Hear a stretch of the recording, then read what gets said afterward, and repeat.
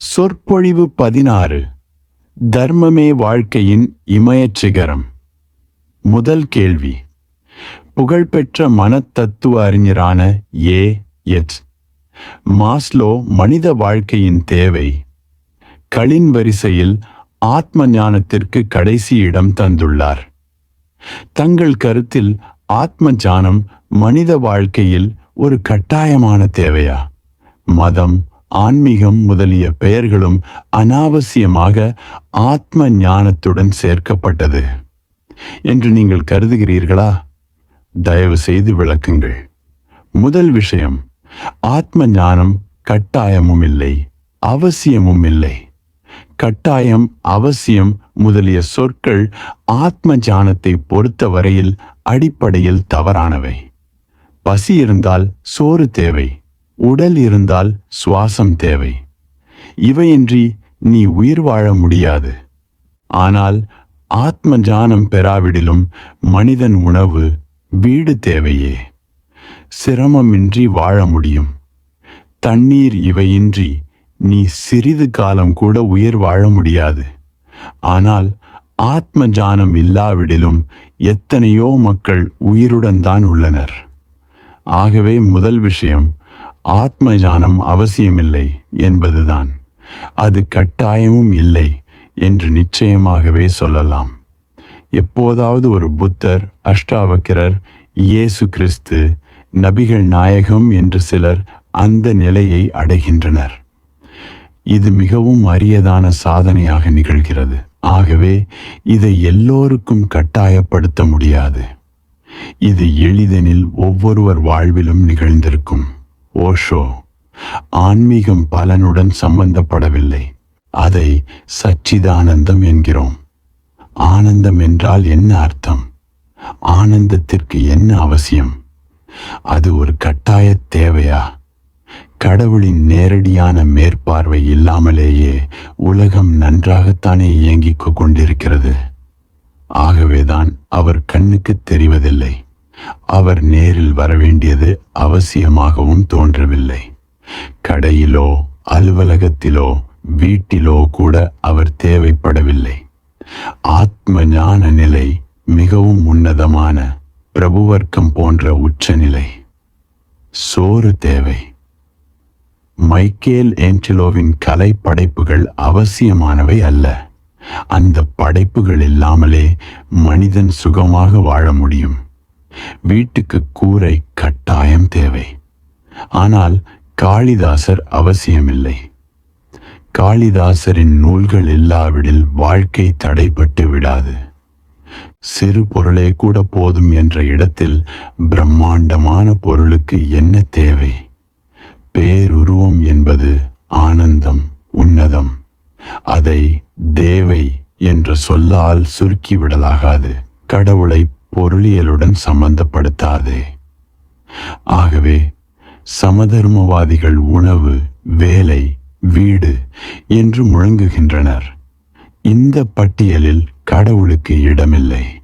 ஆகவே பொது உடைமை தத்துவத்தில் கடவுள் பெயரை இழுப்பதில்லை.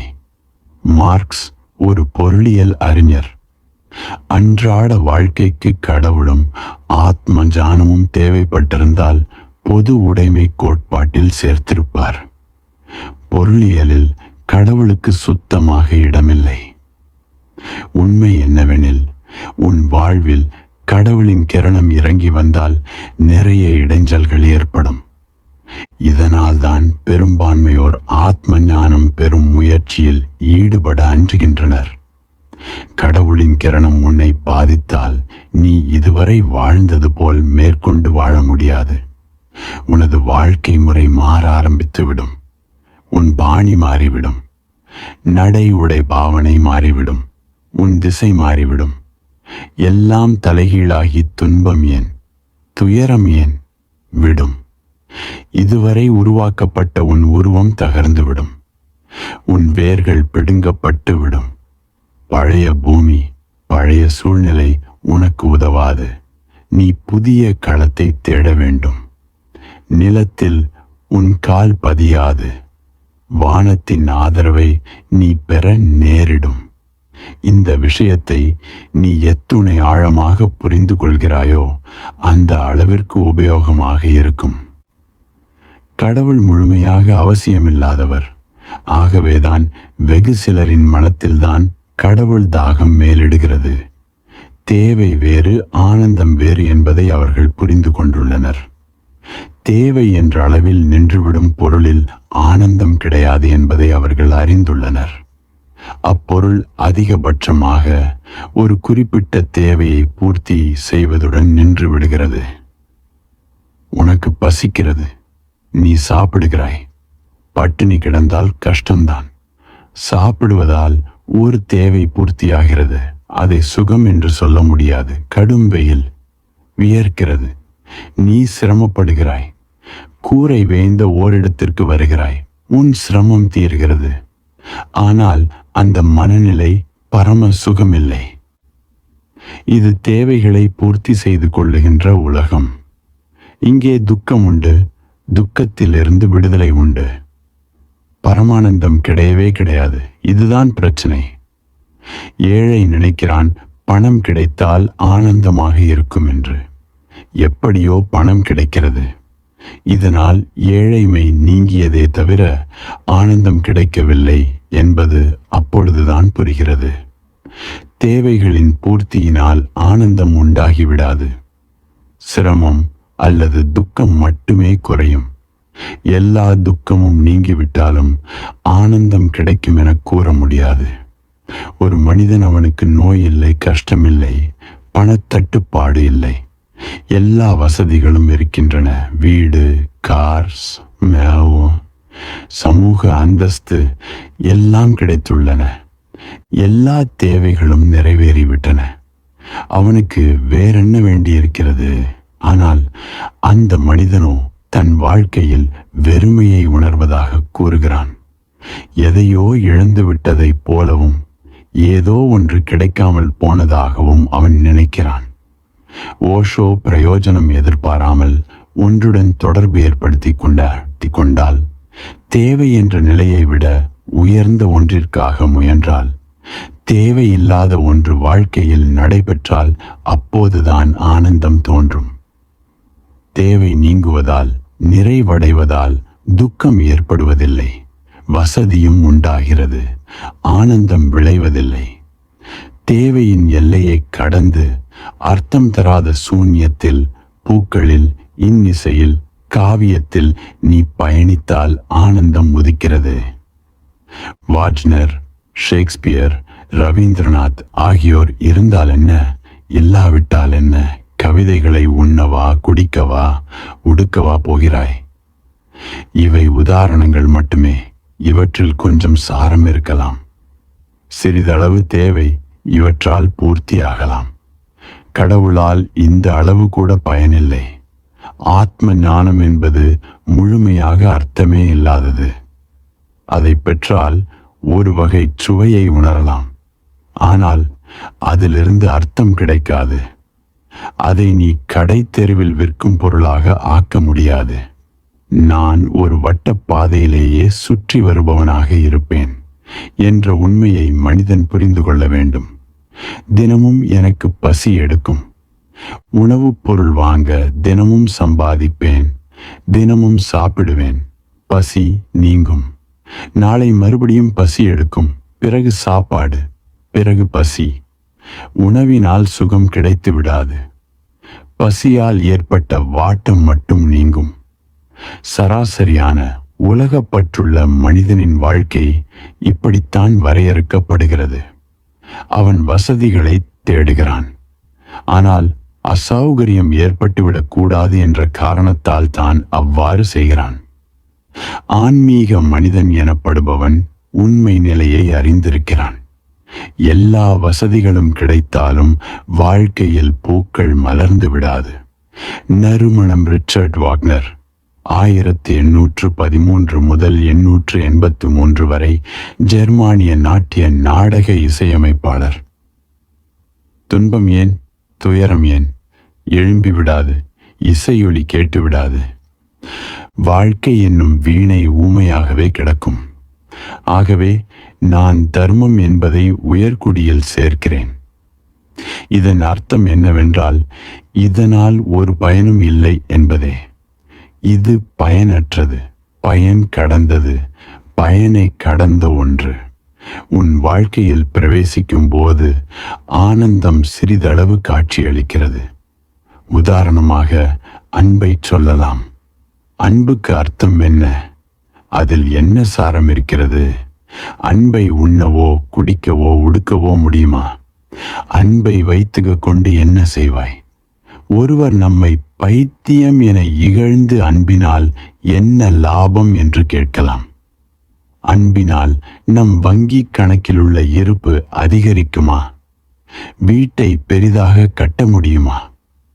அன்பு என்று கூறிக்கொண்டு நேரத்தை வீணடிக்கலாமா? ஆகவேதான் அரசியல்வாதி அன்பு, காதல் என்றெல்லாம் அகப்பட்டுக் கொள்வதில்லை. அவன் தன் முழு சக்தியையும் பதவியை பிடிப்பதிலேயே ஈடுபடுத்துகிறானே தவிர அன்பை பெறுவதற்காக இல்லை. பண பைத்தியம், பணத்தாசை உடையவன் தன் முழு ஆற்றலையும் மேன்மேலும் பணம் சம்பாதிக்கவே பயன்படுத்துகிறான். இத்தகையோர் அன்பா? தற்போது வேண்டாம், இப்போது அதற்கெல்லாம் நேரம் எங்கே இருக்கிறது என்று கேட்பார்கள். அன்பினால் பிரயோஜனம் இருப்பதாகத்தான் தெரியவில்லை. யதார்த்தவாதிகளிடம் கேட்டுப்பார். அன்பை ஒரு வகையான மூளை கோளாறு என்பார்கள். ஆனால் அன்பிற்கு அர்த்தம் தேடாதவர்கள், பலன் எதிர்பாராதவர்கள் அன்பை சாரம் நிறைந்தது, ஒளி நிறைந்தது, அது சச்சிதானந்தமயமானது என்பதை அறிவார்கள். ஒருவன் வீணை வாசிக்கிறான். அவனிடம் சென்று வீணை வாசிப்பதால் என்ன பலன் என்று கேட்டுப்பார். அவனால் பதில் கூற முடியாது. வீணை கம்பிகளை சுண்டுவதால், இழுப்பதால், தட்டுவதால் என்ன பிரயோஜனம்? வாசிப்பதை நிறுத்து. ஏதாவது உருப்படியான வேலை செய். வேலை சம்பந்தமாக பேசு. ஏதாவது பயிர் செய், உற்பத்தி செய், தொழிற்சாலை ஆரம்பி, வயலுக்கு போ என்று அவனை மிரட்டினால் பயனில்லை. வீணை கம்பிகளை மீட்டுபவன் அதில் ஒரு விசேஷ சுவை காண்கிறான். சில சமயம் அவன் பசியை கூட பொறுத்துக் கொள்வான். வீணை கம்பிகளை லேசில் விடமாட்டான். வின்சென்ட் வான் காக் உணவின்றி இறந்தார். உண்மையில் அவர் பணக்கார குடும்பத்தைச் சேர்ந்தவர். அவருடைய சகோதரர் வாரம் ஒரு முறை பணம் கொடுத்து உதவினர். அதில் 3 நாள் உணவுக்கு சேமித்துவிட்டு மீதியை ஓவியம் தீட்டுவதற்கான வண்ணங்கள், திரைச்சீலை வாங்குவதில் செலவிட்டார். ஆகவே மீதி நாட்கள் பட்டினிதான். ஆனால் அவருடைய ஓவியங்கள் விற்பனையாகவில்லை. ஏனெனில் அவை 100 வருஷங்களாவது சமகாலத்துக்கு அப்பாற்பட்டவை. உலகில் மேதைத்தனத்தின் வெளிப்பாடு எதிர்காலத்துக்கு முற்பட்டதாகவே இருக்கும். சமகால மக்களால் எதிர்காலத்துக்குரிய அந்த ஓவியங்களை புரிந்து கொள்ள முடியவில்லை. ஆகவே வாங்குவோர் கிடைக்காமல் காக் பசியுடன் போராடினார். இளமையிலேயே பட்டினி சாவு செத்தார். குடும்பத்தினர் குழப்பமடைந்து அவரை பைத்தியம் என தூற்றினர். இப்போதோ அவரது ஓவியங்கள் ஒவ்வொன்றும் ₹1,00,000 10,00,000 கூட விற்கின்றன. மனிதனது முதல் தேவை பசியடங்குதல். அதை மறந்து காக் ஓவிய கலையில் மெய்மறந்து இருந்தாரெனில் மற்றவர்கள் கண்டிராத ஒன்று அவருக்கு கிடைத்திருக்கும். அக்கலையில் ஏதோ சுவையை உணர்ந்திருப்பார். இல்லாவிடில் அவரது அர்ப்பணிப்பால் அவருக்கு வெளியுலகில் என்ன லாபம்? கௌரவமோ பெயரோ பணமோ கிடைக்கவில்லை. பசி, வேதனை, வலி, வறுமை கிடைத்தது. ஆனால் அவர் படம் வரைவதை நிறுத்தவில்லை. வரையும் சமயம் பசி நினைவில் இல்லை, உடல் நினைவு இல்லை. உடல் கடந்த நிலைக்கு சென்று விடுவார். அவர் தன்னால் வரைய முடிந்த அளவு பூர்த்தி செய்த பின் தற்கொலை செய்து கொண்டு விட்டார். அப்போது விட்டு சென்ற கடிதத்தில் தான் இதற்கு மேல் உயிர் வாழ்வதில் அர்த்தம் இல்லை என்று குறிப்பிட்டிருந்தார். கோக் 853 முதல் 1890 வரை டச்சு நாட்டு ஓவியர் வரைந்து ஓவியங்கள் 1500. அவர் உயிருடன் இருக்கையில் விற்றது ஓர் ஓவியம்தான். துன்பம் ஏன், துயரம் ஏன்? அக்கடிதத்தில் அவர் மேலும் எழுதியிருந்தது, நான் வரைய வேண்டிய ஓவியங்களை வரைந்தாகிவிட்டது. வர்ணம் தீட்ட வேண்டியவற்றிற்கு தீட்டி ஆகிவிட்டது. நான் ஓவியக்கலை மூலம் சொல்ல விரும்பியதை சொல்லிவிட்டேன். என் உள்ளத்தினுள் இருந்ததை வெளிப்படுத்திவிட்டேன். மேற்கொண்டு உயிர் வாழ்வதில் அர்த்தமில்லை. அவர் வரைந்தவற்றிற்கு மக்கள் அர்த்தம் புரியவில்லை என்றார்கள். அதுதான் அவர் நினைத்த அர்த்தம். வந்த வேலை முடிந்ததும் உலகத்திலிருந்து விடைபெற்று கொண்டு விட்டார். அதற்கு மேலும் தான் வாழ்வதில் அர்த்தம் இருப்பதாக அவருக்கு தெரியவில்லை. உணவு உண்கிறோம், மீண்டும் பசி, மறுபடியும் சாப்பிடுகிறோம். ஒவ்வொரு வேளை உணவும் அடுத்த வேளைக்கான பசியை உண்டாக்குகிறது. ஒவ்வொரு முறை பசியும் அடுத்த வேளைக்கான உணவை எதிர்பார்க்கிறது. பசி, உணவு, பசி என்னும் சக்கரம் சுழன்று கொண்டே இருக்கிறது. இதற்கு ஏதாவது அர்த்தம் உள்ளதா என்று நீ எப்போதாவது யோசித்தது உண்டா? ஒருவன் 80 ஆண்டுகள் உயிர் வாழ்ந்தான் எனில் அத்தனை ஆண்டுகளில் அவன் சாதித்தது என்ன? உணவு, வேலை, வீடு ஆகியவற்றை பெறுவதை அர்த்தமுள்ள செயல்களாக நினைக்கிறாய். ஆனால் அவன் செய்தது என்ன? எத்தனையோ ஆயிரக்கணக்கான மடங்கு உணவை அவன் உள்ளே செலுத்தி அதே அளவு உடல் கழிவுகளை வெளியேற்றி இருக்கிறான். சாப்பிட்ட உணவும் நீக்கிய கழிவும் மலையளவிற்கு இருக்கும் அல்லவா? இவ்வளவுதான் அவன் செய்த வேலை. இதைத்தான் வாழ்க்கையின் அர்த்தம் என்கிறாயா? இதுதான் அர்த்த சாஸ்திரம் எனப்படுகிறதா? ஆகவே நான் கடவுளுக்கு அர்த்தம் சொல்லுவதில்லை. அர்த்தம் தந்தால் உனது அர்த்த சாஸ்திரத்தில் ஓர் அங்கமாக அவர் அடங்கி விடுவார். அவர் அர்த்தத்தை கடந்தவர் என்கிறேன் நான். அவர் தேவைப்படுவதில்லை. நீ தேவைகளில் சிக்கி கிடக்கும் வரை அவரை பார்க்க முயல மாட்டாய். ஆகவே ஒரு சமூகம் செழிப்புடன் விளங்கினால்தான் மத விஷயங்களில் முன்னேற்றம் காணப்படுகிறது. நான் இவ்வாறு கூறுவது மக்களை சங்கடத்தில் ஆழ்த்தி விடுகிறது. ஏழை சமயப்பற்றுள்ளவனாக இருக்க முடியாதா என்று என்னை கேட்கிறார்கள்.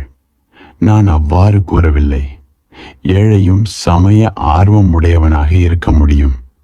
ஆனால் ஒட்டுமொத்தமாக ஏழைகளின் சமூகம் சமயப்பற்று கொண்டிருக்காது. தனி மனிதனாக ஓர் ஏழை ஆற்றல் மிக்க ஆன்மீகவாதியாக ஆகலாம். அவன் வாழ்க்கையின் பயனின்மையை புரிந்து கொள்ளலாம். வாழ்க்கையின் அர்த்தம் என நாம் நினைப்பது உண்மையில் அர்த்தமற்றது என அவன் அறிந்திருக்கலாம்.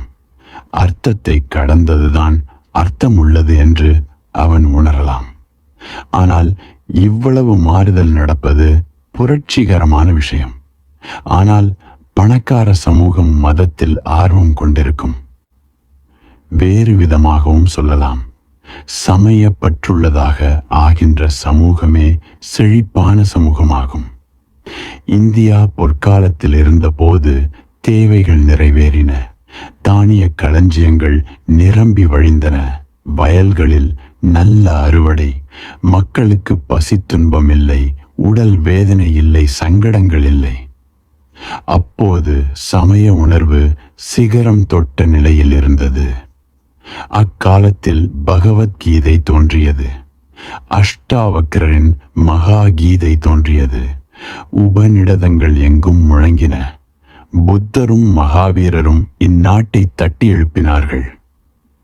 அத்தகைய பொற்கால நிலை மேற்கே சென்றுவிட்டது. சமயம் சம்பந்தமான பெரிய நிகழ்ச்சிகள் மேற்கத்திய நாடுகளில்தான் இனி நிகழும். கிழக்கில் அவை நிகழ வாய்ப்பில்லை. கிழக்கத்திய நாடுகளுடன் மதத்தின் கடந்த காலம்தான் சம்பந்தப்பட்டுள்ளது. மதத்தின் எதிர்காலம் மேற்கின் கையில் உள்ளது. பணத்தில் என்ன இருக்கிறது? சொத்தில் என்ன இருக்கிறது என்று இகழ்ந்து பேசியே ஆன்மீகத்தை இழந்தோம். ஆம், பணத்திலும் சொத்திலும் ஒன்றுமில்லைதான், சாரமில்லைதான். ஆனால் அதை தெரிந்து கொள்வதற்கு பணமும் சொத்தும் தேவைப்படத்தான் செய்கின்றன.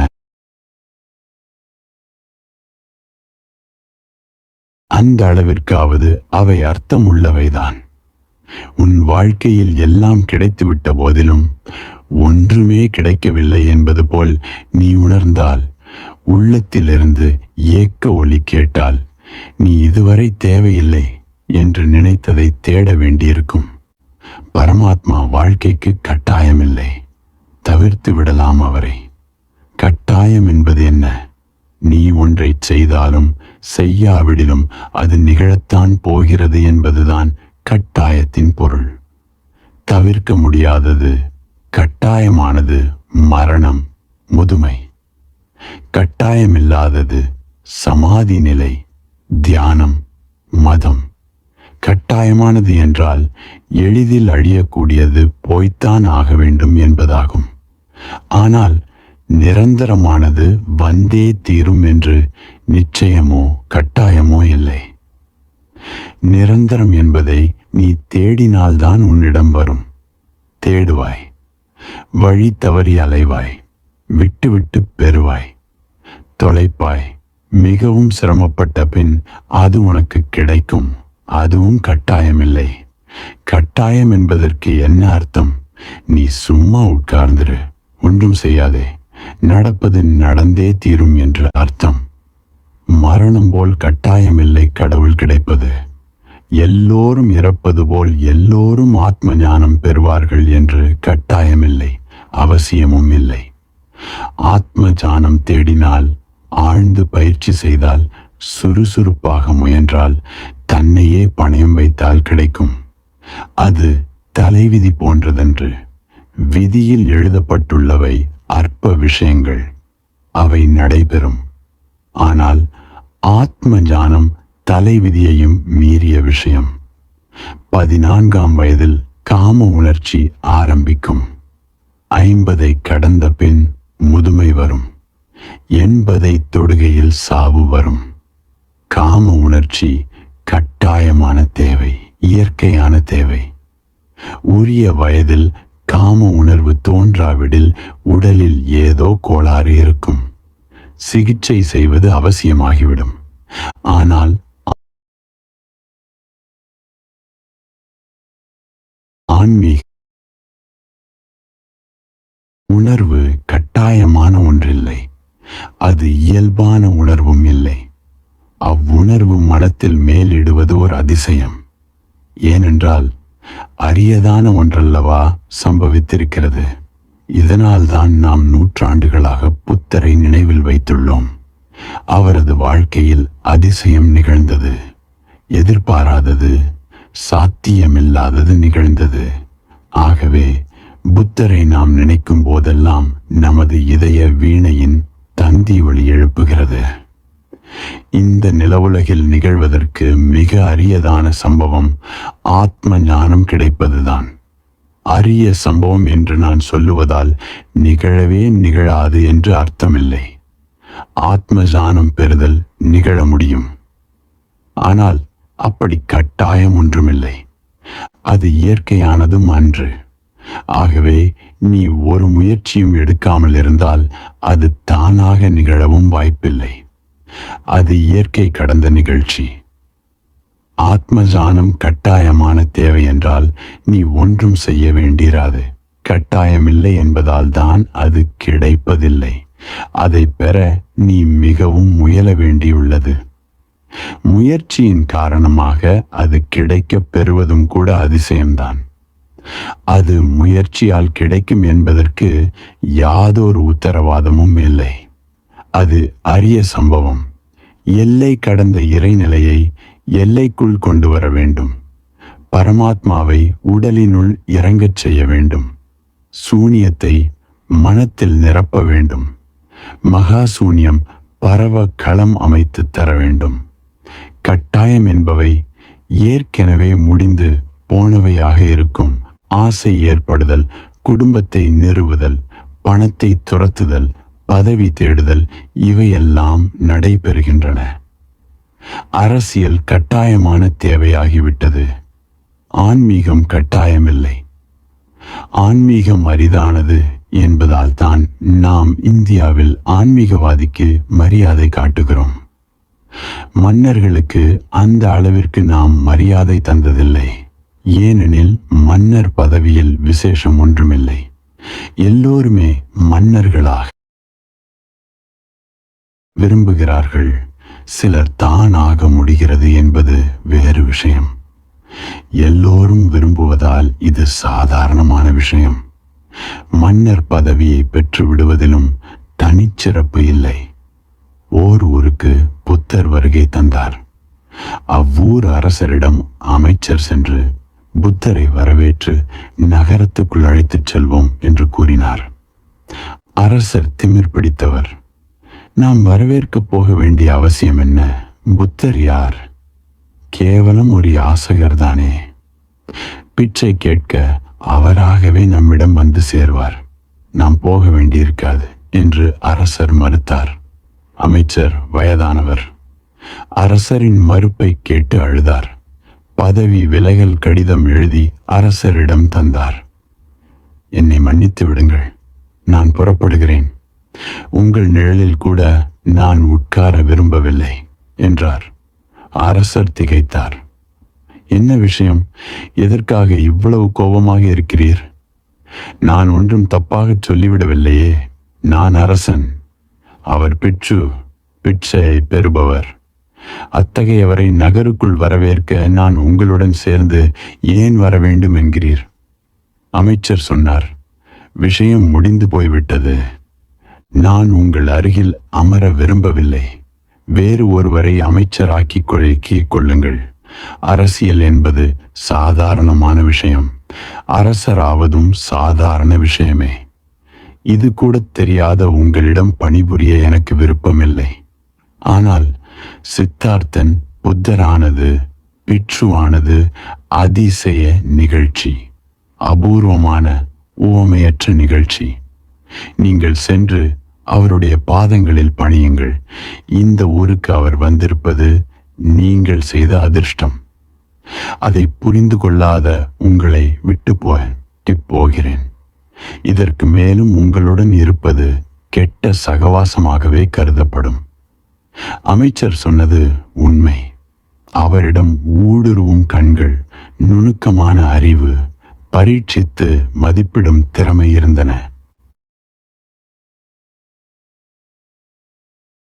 பணம் நமக்கு தேவைப்பட்டாலும் அதற்கு நாம் விசேஷ மரியாதை தந்ததில்லை. நற்புத்தி, சந்நியாசம், தியாகம் ஆகிய மற்ற விஷயங்களுக்குத்தான் முதல் மரியாதை தருகிறோம்.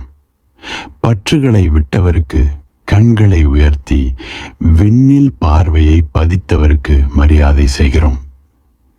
மேற்கு நாடுகளில் வரலாறு எழுதப்பட்டது. கிழக்கு நாடுகளில் வரலாற்றுக்கு பதிலாக புராணங்கள் எழுதப்பட்டன.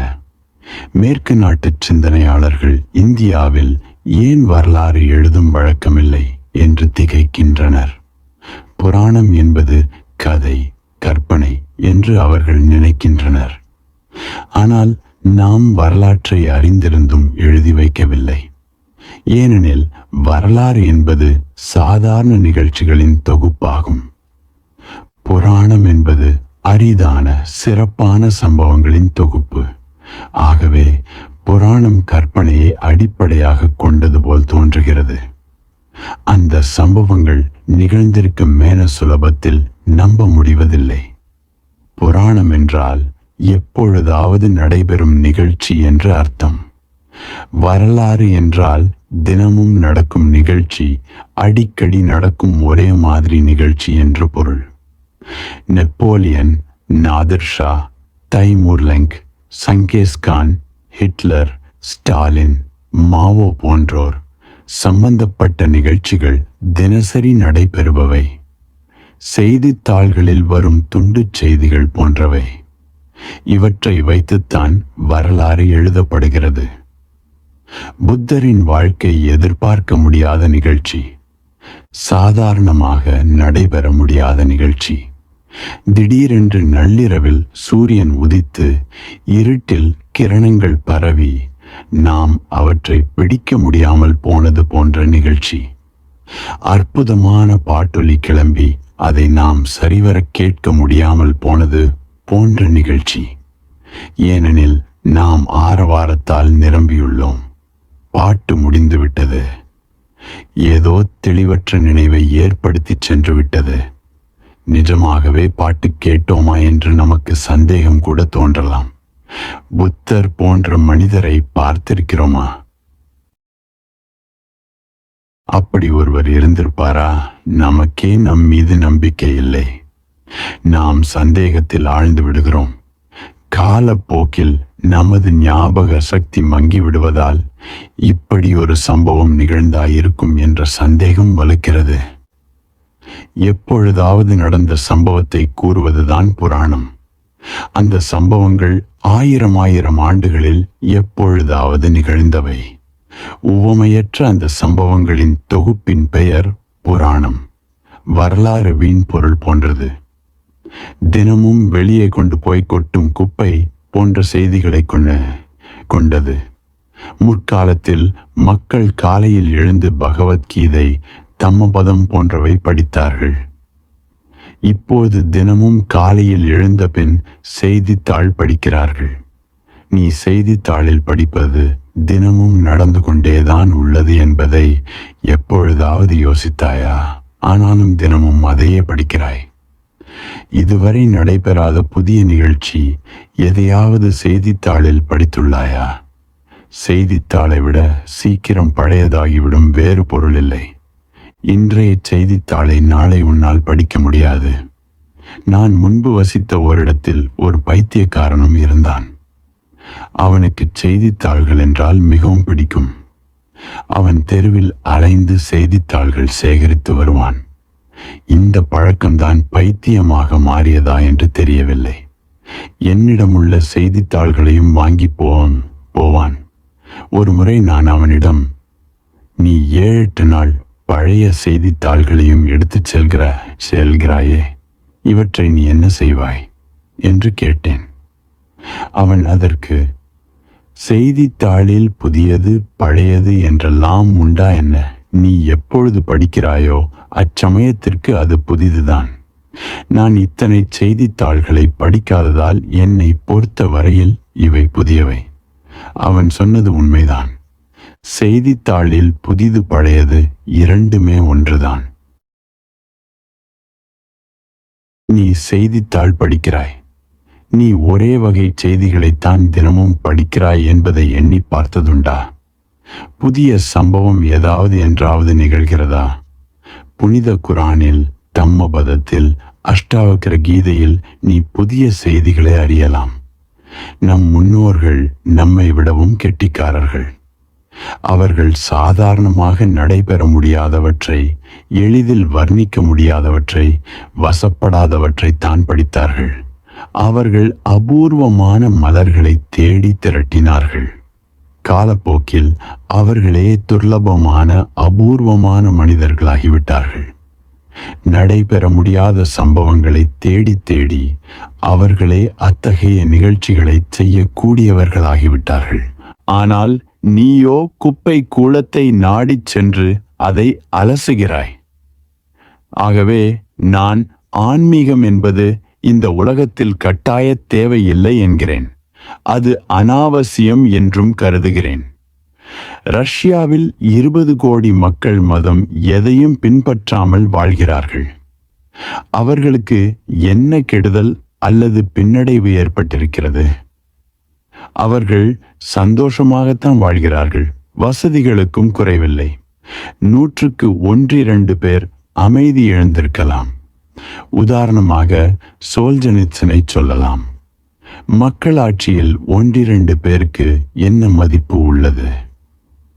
மக்களாட்சி என்பது கும்பலின் ஆட்சிதானே. 99 பேருக்கு சமூக அக்கறை கிடையாது. அவர்களுக்கு மது, மாது, வீடு, கார், சாப்பாட்டு வசதிகள் அமைந்துவிட்டால் போதுமானது. எத்துணை அற்ப விஷயங்களால் மக்கள் சமாதானமாகி விடுகிறார்கள். எத்துணை பரிதாபமான நிலை இது. எல்லோரும் இப்படி மாசடைகிறார்களே. மதம் என்பது உலகிலிருந்து நீங்கிவிட்டால் சிலருக்கே அது கஷ்டமாக இருக்கும். இதனால் பெரும்பான்மையோர் பாதிக்கப்பட மாட்டார்கள். கௌதம புத்தரின் பிறப்பால் சிலருக்குத்தான் வாழ்க்கையில் மாறுதல் செய்து கொள்ள வேண்டியிருந்தது. அவரால் மற்றவர்களுக்கு எந்த பிரச்சனையும் இல்லை. மதம் அபூர்வமானது. எப்பொழுதாவது மலரும் பூ அது. தினந்தோறும் அது தோன்றுவதில்லை. என்னுடைய தோட்டத்தில் ஒரு தோட்டக்காரர் வேலை பார்த்தார். அவர் ஒரு நாள் ஒரு செடியை வாங்கி வந்ததாகவும் அதற்காக 500 ரூபாய் கொடுக்க வேண்டும் என்றும் சொன்னார். நான் அவரிடம், உனக்கு பைத்தியமா? ஒரு செடியின் விலை 500 ரூபாய். அப்படி என்ன விசேஷம் இந்த செடியில் என்று கேட்டேன். இந்த செடியில 12 வருஷங்களுக்கு ஒரு முறைதான் பூ மலரும் என்று அவர் விளக்கினார். அப்படியானால் 500 என்ன 1000 ரூபாய் கூட தரலாம். பூ பூக்க அவ்வளவு இடைவெளி எடுத்துக் கொள்ளுமென்றால் இது ஓமையற்ற தாவரம்தான். சாதாரண செடிகளில் 2 வாரம் 4 வாரங்களில் பூ தோன்றிவிடுகிறது. ஆனால் ஒரு பூ பூக்க 12 ஆண்டுகள் பிடிக்கின்றன என்றால் எப்போதோ தோன்றும் மதத்துக்கு இணையானது அது. கட்டாயம் இந்த செடியை நடு. இது என் தோட்டத்திற்கு கட்டாயமாக வேண்டும். இது மலர்வதை நாம் எதிர்பார்த்து காத்திருப்போம் என்று நான் தோட்டக்காரருக்கு அனுமதி கொடுத்தேன். ஒரு நாள் அந்த செடியில் பூ தோன்றியது. அது இரவில்தான் மலரும். ஒரு பௌர்ணமி இரவில் அது மலர்ந்தது. அக்கம் பக்கத்தினர் மட்டுமில்லை, தொலைவிலிருந்து மக்கள் அந்த பூக்களை பார்க்க வந்தார்கள். காரணம், அது அடிக்கடியோ தினந்தோறுமோ பூப்பதில்லை என்பதுதான். புத்தரை போன்ற அபூர்வமான மனிதர்கள் எப்பொழுதாவது தான் பிறக்கின்றனர். யோகத்தில் குறிப்பிடப்படும் சஹஸ்ரார கமலம் எப்பொழுதோதான் யாருக்கோதான் மலரும். தினமும் மலர்கின்ற ஒன்றிற்கு ஆசைப்படாதே. தினமும் கிடைப்பது அற்பமானது. அதில் சிறப்பொன்றுமில்லை. அபூர்வமானது, ஓமையற்றது, வர்ணிக்க முடியாதது எதுவோ அதற்கு ஆசைப்படு. நடைபெற முடியாததை, கிடைக்க முடியாததை நீ என்று விரும்ப தொடங்குகிறாயோ, அன்றிலிருந்து நீ ஓர் ஆன்மீகவாதியாகிறாய்.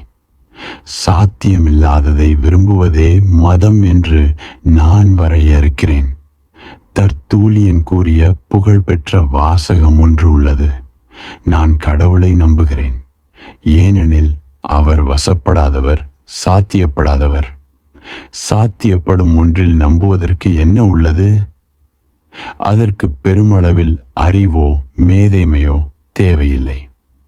சாத்தியப்படும் ஒன்றில் முட்டாள் கூட நம்பிக்கை கொள்ள முடியும். சாத்தியப்படாததில் நம்பிக்கை கொள்ள உனக்கு இமயமலை அளவு பக்தி தேவைப்படும். Passion for the impossible.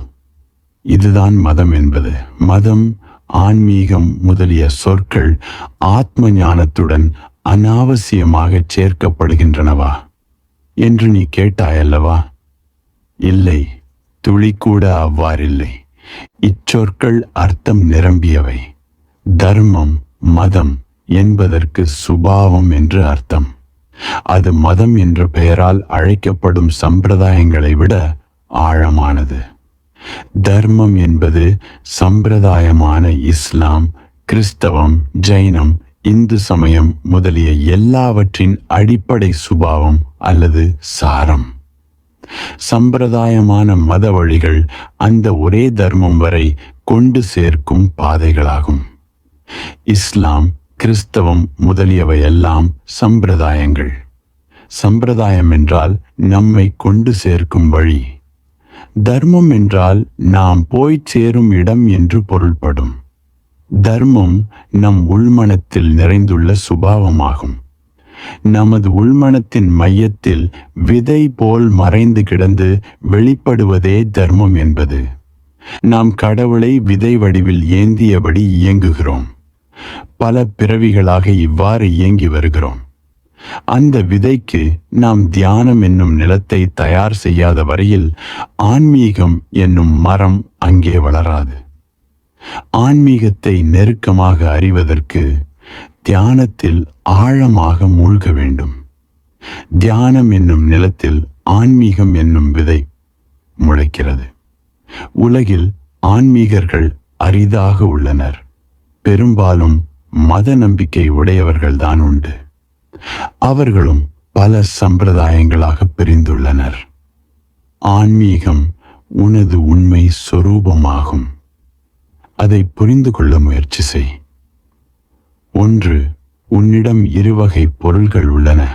மற்றவர்கள் தந்தது. அது உனது சொந்தமானது அன்று. உதாரணமாக, மொழி. நீ பிறந்தபோது எந்த மொழியையும் உன்னுடன் சேர்த்து கொண்டு வரவில்லை. மொழி உனக்கு இங்கே பிறகு கொடுக்கப்பட்டது. நீ மௌனத்துடன் சேர்ந்து பிறந்தாய். மௌனம் ஆன்மீகம், மொழி சமூகம் சார்ந்தது. பிறக்கும்போது நீ உன்னுடன் கொண்டு வந்தது உனக்கே சொந்தமான ஒன்று, அது ஆன்மீகம். கடன் வாங்கியது, பழையதாகி போனது, மற்றவர்கள் உனக்கு கொடுத்தது, இதெல்லாம் ஆன்மீகம் அன்று. நீ நிரம்ப அறிவு பெற்றிருப்பாய். பல்கலைக்கழகத்திலிருந்து, சாஸ்திரங்களிலிருந்து, குருமார்களிடமிருந்து நிறைய கற்றிருப்பாய். இதெல்லாம் ஆன்மீகம் அன்று.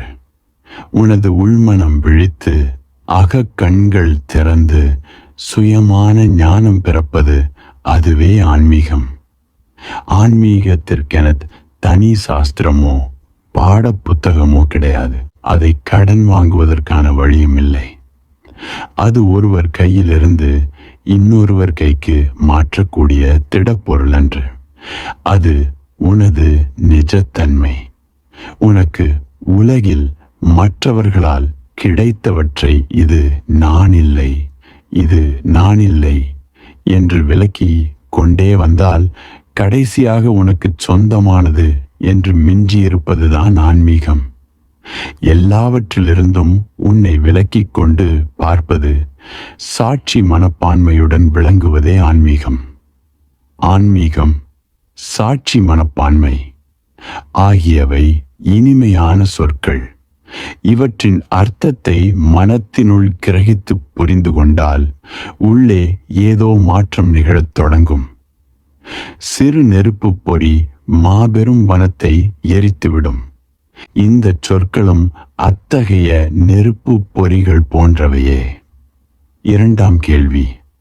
குரு சீடனை நேரடியாக பார்க்கிறார். ஆனாலும் அவனுக்கு நிறைய பரீட்சைகள் வைக்கிறார். இதனால் சீடனுடைய ஆத்ம ஞானம் மேலும் தூய்மைப்பட்டு தீவிரமாகிறதா? குரு உன்னை 3 வடிவங்களில் பார்க்கிறார். நீ முன்பு எப்படி இருந்தாய்? இப்போது எப்படி உள்ளாய்? நீ எதிர்காலத்தில் எத்தகையவனாக ஆவாய் என்று பார்க்கிறார். நீ முன்பு எப்படி இருந்தாயோ அதிலிருந்து உன்னை விடுவிக்க வேண்டும். உனது கடந்த காலத்திலிருந்து உனக்கு விடுதலை அளிக்க வேண்டும். உனது கடந்த கால மாசை துடைத்து உன்னை தூய்மையாக்க வேண்டும். கடந்த கால குப்பை உனது கண்ணாடியில் படிந்துள்ளது. உன்னை கடந்த காலத்தின் பாதிப்பிலிருந்து பிரிக்க வேண்டும். இது குருவின் முதல் வேலை. நீ இயற்கையாக எப்படி உள்ளாய் என்பதை உனக்கு உணர்த்த வேண்டும். ஏனென்றால் நீ யார் என்பது உனக்கே முழுமையாக தெரியவில்லை.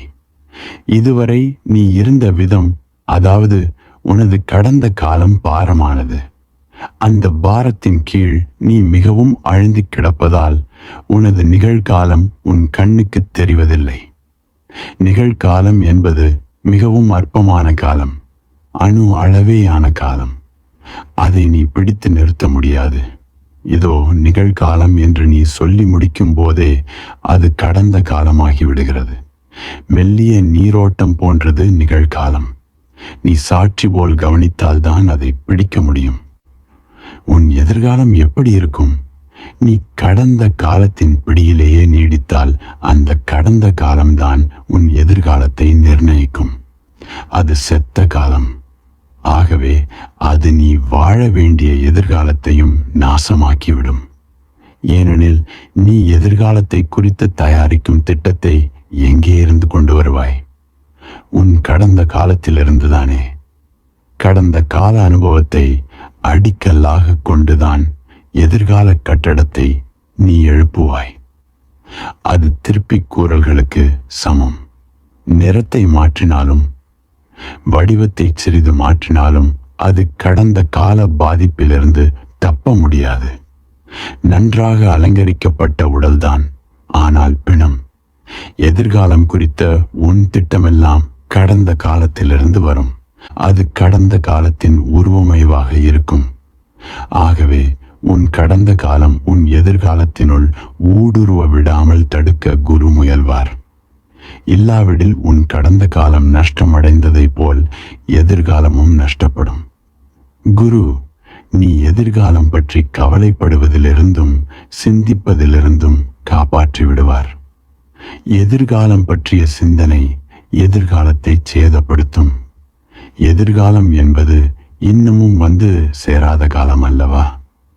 எதிர்காலம் என்பது நீ அறிந்திராத காலமாயிற்றே.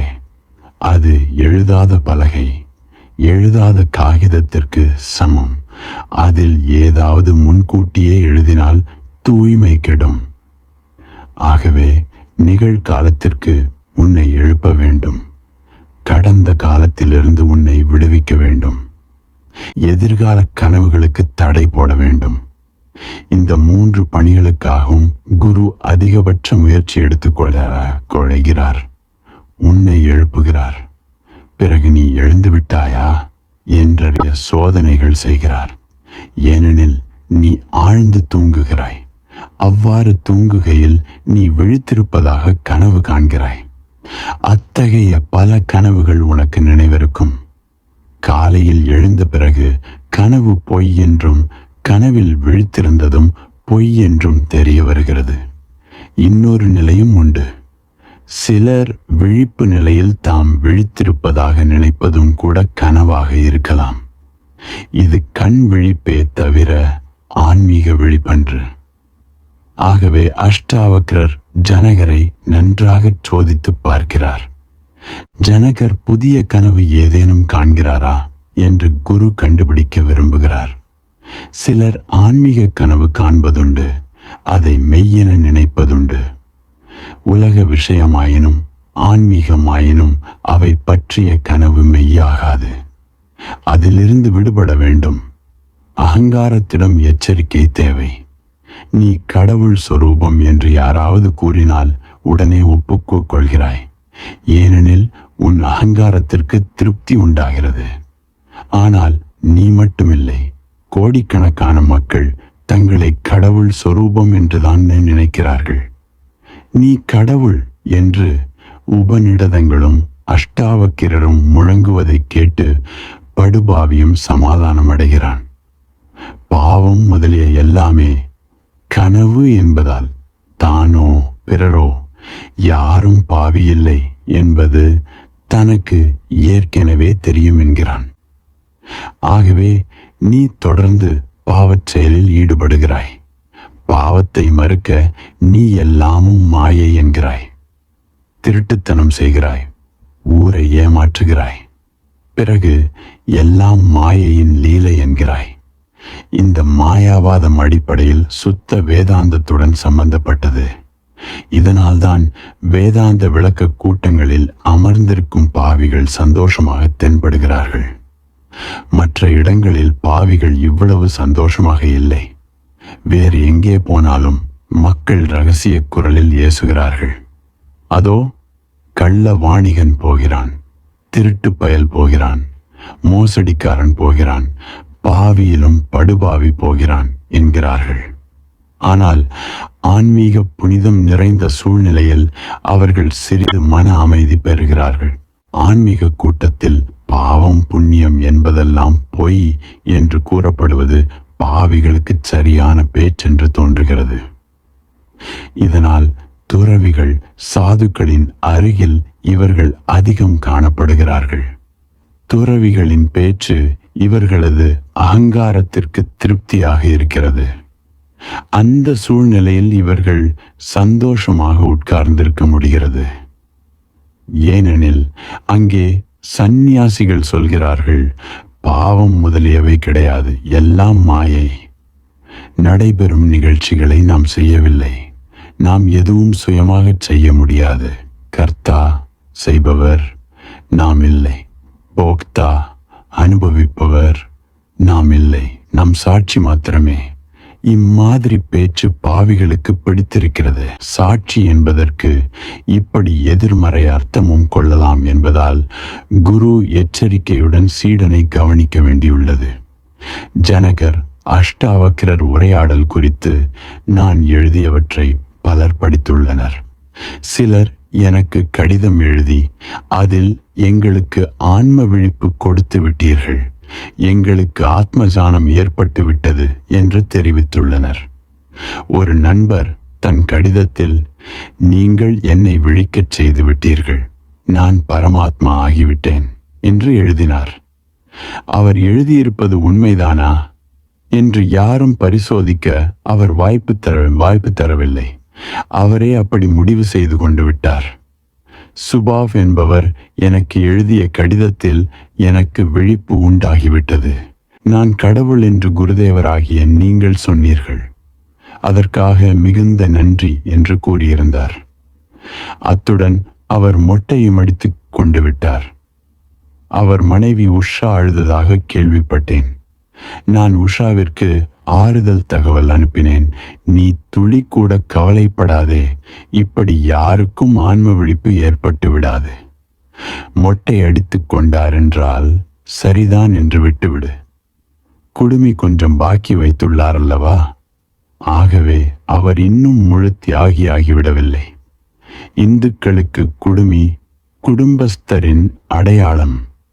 நான் என் செய்தியில் மேலும் கூறினேன், நீ துளியும் பயப்படாதே உஷா, உன் கணவருக்கு ஞான விழிப்பு ஏற்பட்டு விட்டதாக அவரின் குருவாகிய நான் அறிவிக்கும் வரை நீ கவலைப்படாதே.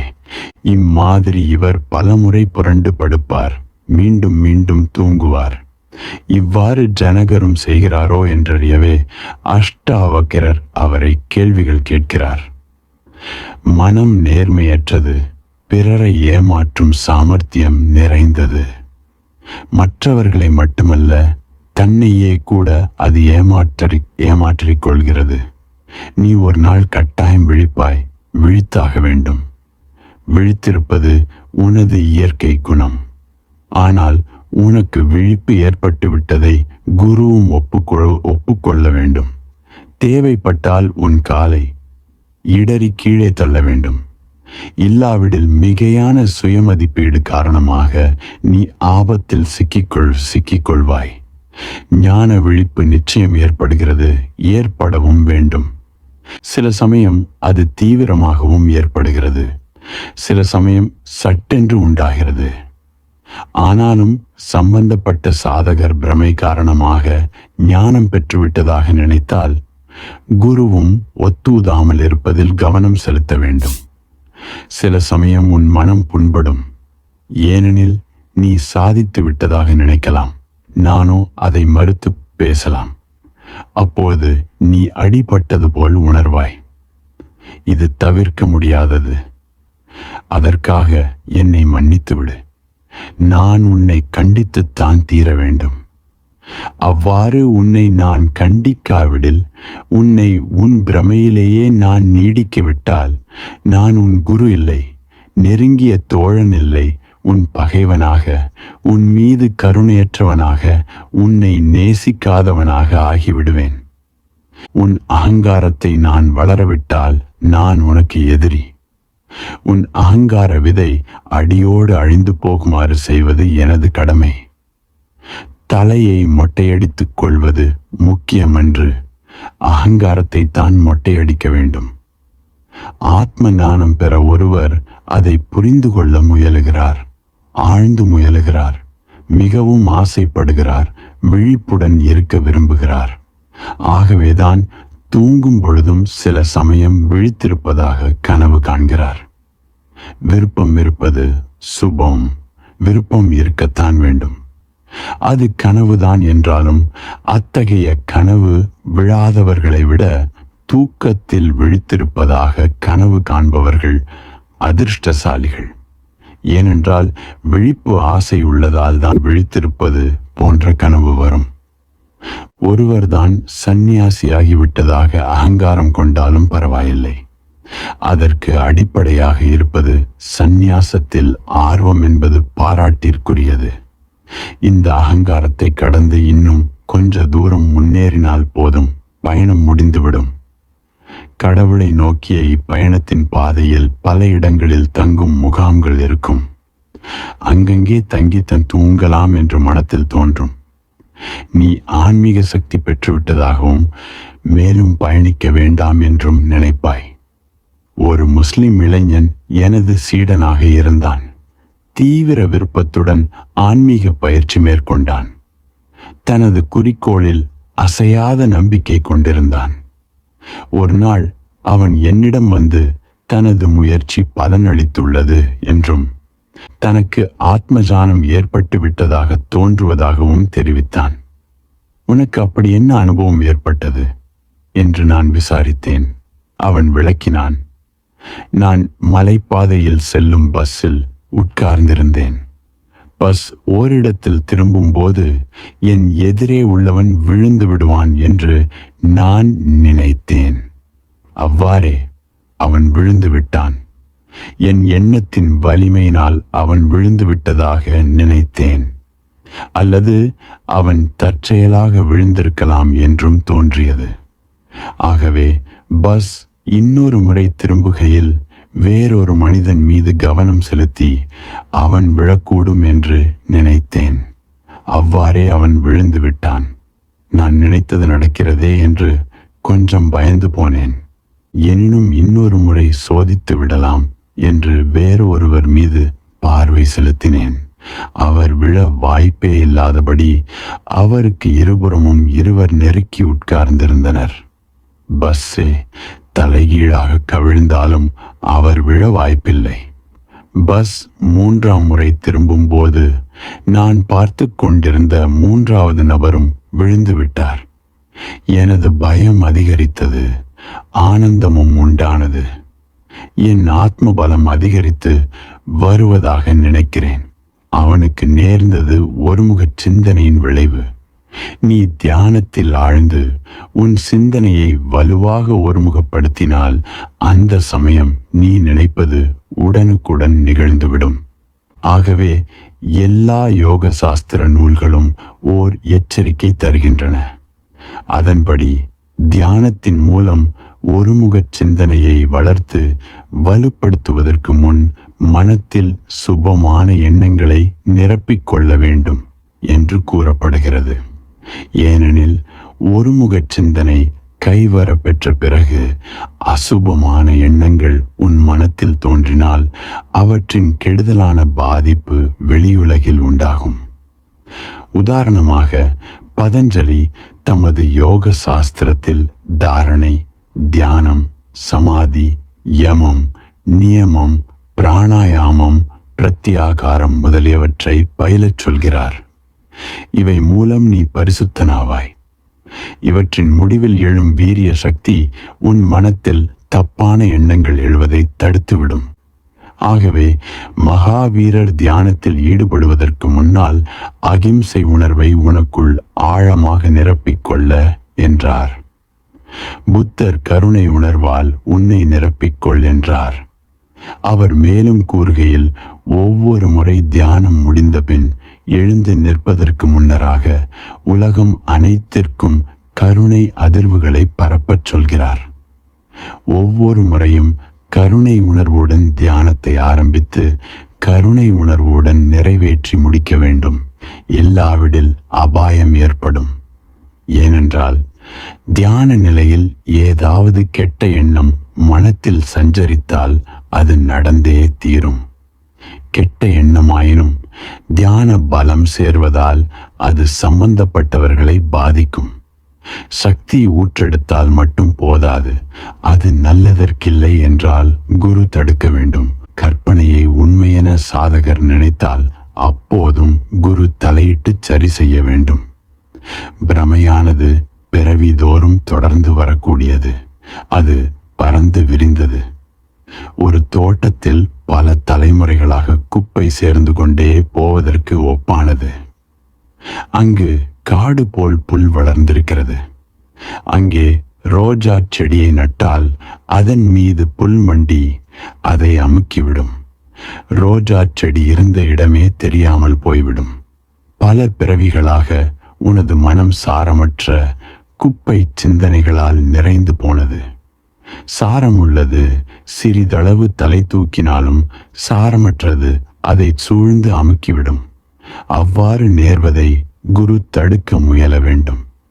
கனவு நிஜத்தை ஆக்கிரமித்து விடக்கூடாது என்பதற்காக சீடன் பல சோதனைகளை கடக்க வேண்டியுள்ளது. குரு அந்த சோதனைகளை நடத்துகிறார். அவர் தம்முடைய கண்களால் உன் கண்களை பார்க்கையில் அங்கு ஒரு நயன பிரீட்சை நடைபெறுகிறது. குருவின் அருகில் இருப்பதே கூட 24 மணி நேரமும் நீ பிரீட்சிக்கப்படுவதாக அர்த்தமாகும். இப்படி சோதனைகளால் இருக்கப்படுவதற்காக நீ பயப்படாதே. அவ்வாறு இருக்கப்படுவதற்கு தயாராக இரு. என்னை நடுவிலே கைவிட்டு விடாதீர்கள். தொடர்ந்து கடுமையான சோதனை நடத்துங்கள். நான் நன்றியுள்ளவனாக இருப்பேன் என்று குருவிடம் பிரார்த்திக்க வேண்டும். ஏனெனில் நான் மேற்கொண்டுள்ளது நெடிய பயணம், முன்பு அறிந்திராத பழக்கமற்ற பாதை. நான் எதுவும் சரிவர அறிந்திருக்கவில்லை. வழி தவறி போய்விடக்கூடாது என்று குருவிடம் தெரிவிக்க வேண்டும். இப்பயணத்தில் வழி தவறி போவதற்கான வாய்ப்புகள் அதிகம். மேலும் வழி தவறி போவது நமது சுபாவமாகும். 3ஆம் கேள்வி. எங்களுக்கு சந்நியாச தீட்சை வழங்கும் சமயம் ஒரு காகிதத்தில் எங்கள் புது பெயரை எழுதி கையெழுத்திடுகிறீர்கள். அந்த காகிதத்தின் மீதி பகுதியை காலியாக விடுகிறீர்கள். அந்த காலி இடத்தில் நீங்கள் என்ன எழுதுவீர்கள்? இப்படி வெற்றிடம் விடுவதன் ரகசியம் என்ன? அதுதான் உன் சந்நியாசத்திற்கான சூத்திரம். காகிதத்தின் மூலையில் நான் எழுதும் உன் பெயரை இன்றில்லாவிடில் நாளை மறந்து போ. அதை அழித்துவிடு. வெற்று காகிதம் நீடிக்கட்டும். நீயும் சூனியமாகவே இருந்துவிடு. நீ யார், என்ன என்ன என்பது உனக்கு தெரியாமலே போய்விடட்டும். உனக்கு சமமான எதுவும் இல்லாமல் போகட்டும். உன் எல்லை சுவர்கள் வீழ்ந்து படட்டும். நீ வெற்று காகிதமாக இருந்துவிடு. ஆகவே வேண்டுமென்றேதான் காகிதத்தின் ஒரு மூலையில் உன் பெயரை எழுதுகிறேன். அதுவும் கீழ் மூலையில், மேலே வெள்ளையான வெற்றிடமான ஆகாயம். நீ சீன நாட்டு ஜென் துறவிகளின் ஓவியக்கலை பற்றி அறிந்துள்ளாயா? அவை உண்மையான சித்திரங்கள். நீண்ட பெரிய திரைச்சீலையில் ஒரு மூலையில் சிறிய அளவில் படம் வரைந்திருப்பார்கள். காலியிடம் ஆகாயத்தை, மனிதன் அறியாத எல்லையற்ற நிலப்பரப்பை காட்டுகிறது. மூலையில் மட்டும் ஓவியம் இருப்பது மனிதனுக்கு அவ்வளவுதான் தெரியும் என்பதை அவனது சுருங்கிய அறிவை புலப்படுத்துகிறது. மேற்கத்திய ஓவியக் கலையில் இவ்வளவு வெற்றிடம் அல்லது ஆகாயம் இருக்காது. திரைச்சீலை முழுதும் ஓவியத்தால் நிரம்பியிருக்கும். ஒரே வண்ணக் கலவையாக இருக்கும். கொஞ்சம் கூட வெற்றிடம் விடமாட்டார்கள். மேற்கத்திய ஓவியர்கள் ஜென் ஓவியங்களை முதல் முறையாக அறிந்து கொண்ட போது இவ்வளவு பெரிய திரைச்சீலையில் ஒரு மூலையில் இத்தூணை நுணுக்கமான ஓவியமா என வியந்தனர். அதற்கு சிறிய அளவிலான காகிதம் போதாதா? இவ்வளவு காலியிடம் எதற்காக? இதில் ஏதோ ரகசியம் இருக்கிறது. காலியிடம் எதையோ சுட்டுகிறது. இந்த வெறுமைதான் உண்மை. பறந்து விரிந்த கடல்தான் உண்மை. மற்றவை கரையின் ஒரு மூலையை அடையும் சிற்றலைகள். நாம் வசிக்கும் பூமி மிகவும் சிறியது. வானம் எல்லையற்றது. இந்த விகிதாச்சாரத்தை மறந்து விடாதே. அதன் அடிப்படையில்தான் காகிதத்தின் மூலையில் உன் பெயரெழுதி கையொப்பமிடுகிறேன். காகிதத்தின் மீதி பகுதியை காலியாக விடுகிறேன். அப்போதுதான் உன் பெயர் ஒரு மூலையில் சிறிய இடத்தில்தான் வியாபித்துள்ளது என்பது அடிக்கடி உன் நினைவிற்கு வரும். அதையும் கூட ஒரு நாள் மறந்தாக வேண்டும், பேரில்லாதவனாக வேண்டும். அப்போதுதான் சந்நியாசம் முழுமை பெறும். நீ வெற்று காகிதம் போல் காலியாகிவிட வேண்டும். சூஃபிகளின் புனித நூல் ஒன்றுள்ளது. அது முழுவதும் காலியாக இருக்கும். அதை போன்ற அருமையான வேறு நூல் கிடையாது. அந்நூலில் எதுவும் எழுதப்படவில்லை. சுமார் 700 முதல் 800 ஆண்டுகள் பழைமையான நூல் அது. ஒரு குருவிடமிருந்து அடுத்த குருவிற்கு கைமாறி வருகிறது. அதாவது ஒரு குரு தம்முடைய பிரதம சீடனுக்கு வழங்குவார், அவன் குரு நிலைக்கு உயர்வான். அந்நூல் இப்போதும் பாதுகாக்கப்படுகிறது. சூஃபி சீடர்கள் 700 ஆண்டுகளுக்கு பிறகும் இப்போதும் அந்நூலை படிக்கின்றனர். அதில் ஒன்றும் எழுதப்படவில்லைதான், காலி காகிதங்கள் தான் உள்ளன. சூஃபிக்கள் அதை அச்சிட விரும்பினர். முதலில் எந்த பதிப்பகமும் ஏற்கவில்லை. பிறகு ஏதோ ஒரு பதிப்பகம் துணிந்து வெளியிட்டது. முன்னுரையாக 20 முதல் 25 பக்கங்கள் எழுத்து வடிவில் அச்சாயின. அந்த முன்னுரையில் இந்த நூலை பழக்கத்திற்கு யார் கொண்டு வந்தார், யார் யார் கைக்கு மாறியது என்ற முழு வரலாறும் அச்சாகியிருந்தது. ஆனால் இதனால் நூலின் புனிதம் கெட்டுவிட்டது. ஏனெனில் அந்த நூலின் பக்கங்கள் காலியாகவே இருப்பதுதான் தோன்று தொட்டு நிலவிய வழக்கம். நான் ராஜஸ்தானில் பயணிக்கும் போதெல்லாம் பூரிபாய் என்ற பெண்மணி சந்திக்க வருவார். அற்புதமான பெண்மணி. அவருக்கு சமமான பெண்கள் இந்தியாவில் குறைந்த எண்ணிக்கையில் தான் இருப்பார்கள். சுத்த பட்டிக்காடு, எதுவுமே தெரியாதவள் என்றாலும் இன்னொரு வகையில் எல்லாம் தெரிந்தவள்.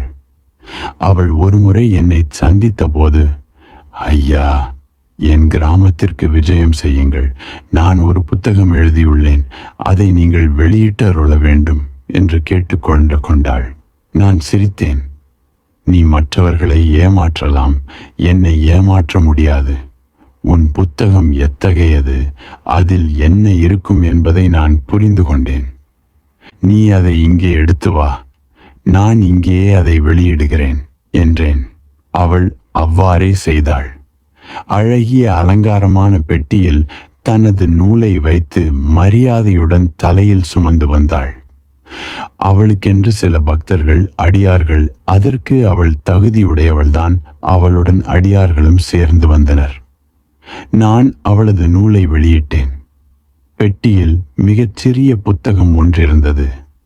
ஆனால் பக்கங்கள் காலியாக, எதுவும் எழுதப்படாமல் இருந்தன. அப்பெண்மணிக்கு எழுத படிக்க தெரியாது. அவள் என் முகாமிற்கு முதல் முறையாக வந்தபோது அவளுடன் வந்த அவளுடைய அடியார்கள் எல்லோரும் தியானத்தில் ஈடுபட்டனர். அவள் வேறொரு அறைக்கு சென்று விட்டாள். அவளுடைய பக்தர்கள் அவளிடம், நாம் இங்கே வந்துள்ளதே தியானம் செய்வதற்காகத்தானே, நீங்கள் தியானம் செய்ய போவதில்லையா என்று விசாரித்தனர். நீங்கள் ஐயாவிடம் கேளுங்கள் என்று அவள் அவர்களை என்னிடம் அனுப்பிவிட்டாள். அவர்கள் பூரிபாய் ஏன் தியானம் செய்யவில்லை என்று என்னை விசாரித்தனர். அப்பெண்மணி என்னை ஐயா என்று குறிப்பிடுவது பொருந்தாது. அவள் 70 முதல் 80 வயதானவள். நான் அவளுடைய பக்தர்களிடம், அவள் சொன்னது சரிதான், நான் சொன்னதைத்தான் அவள் செய்திருக்கிறாள், நான் அவளிடம் எதுவுமே செய்யாமல் சாந்தமான சாட்சியாகிவிடு என்று கூறினேன் என விளக்கினேன். அவர்கள் அவளிடம் சென்று நான் கூறியதை தெரிவித்தனர். நான் சொன்னது சரி என்று அவள் ஒப்புக்கும் கொண்டாள். ஆமாம், வெளியே பலத்த கூட்டம், உபத்திரவமான ஆரவாரம்.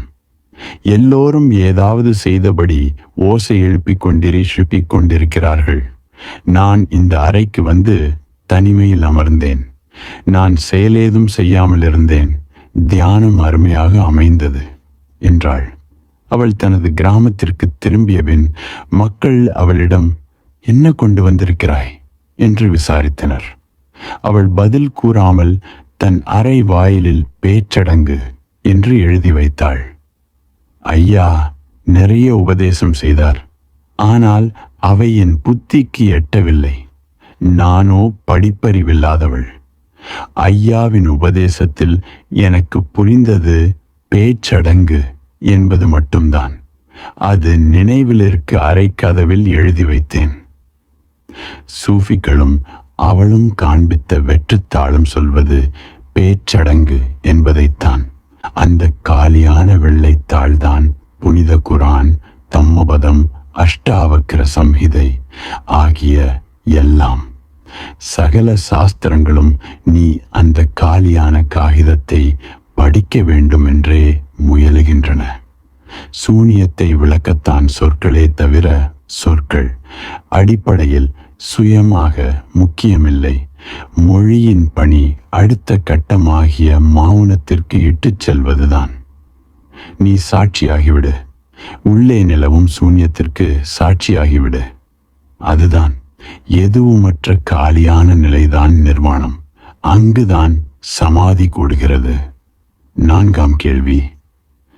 நீங்கள் ஒரு கதை சொன்னீர்கள். மோகமும் ஞானமும் கங்கை கரைக்கு சென்றன. மோகம் கங்கையில் இறங்கி நீராடி அன்பின் உருவம் பெற்றது. ஆனால் ஞானத்துக்கு என்ன நேர்ந்தது? தயவு செய்து விளக்குங்கள். ஞானம் இன்னமும் அலைந்து தெரிந்து கொண்டிருக்கிறது. ஞானத்திற்கு திமிர் அதிகம்.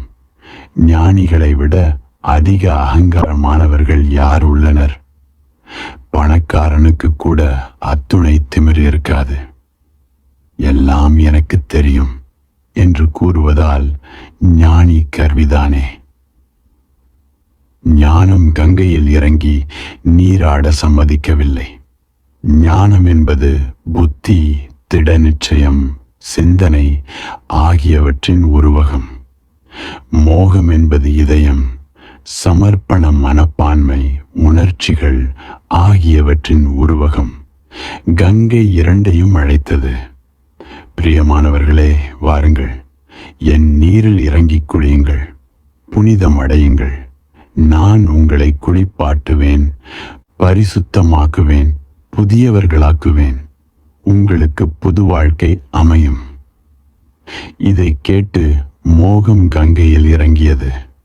ஏனெனில் மோகம் என்பது உணர்ச்சி. அது இதயபூர்வமானது. அது வாத விவாதம் செய்யாது. மோகம் கங்கையில் மூழ்கி நீராடியது. அது வெளியே வந்தபோது அதன் பழைய உருவம் மாறிப் போயிருந்தது. அன்பு என்னும் புதிய உருவம் பெற்றுவிட்டது. இதயம் சமாதியில் ஆழ்ந்தது. உணர்ச்சி கனிந்த ரசமாக மாறியது. ஞானம் மிடுக்காக கரையிலேயே நின்றுவிட்டது. அது சொன்னது, யார் என்னை சுத்தம் செய்வது? இதென்ன அர்த்தமில்லாத பேச்சாக இருக்கிறதே. 2வது, சுத்தமாகுவதாவது? இந்த சாதாரண கங்கை தண்ணீர் என்னை மேலும் சுத்தமாக்கி விடவா முடியும்? நான் சாஸ்திரங்கள் அறிந்தவன்.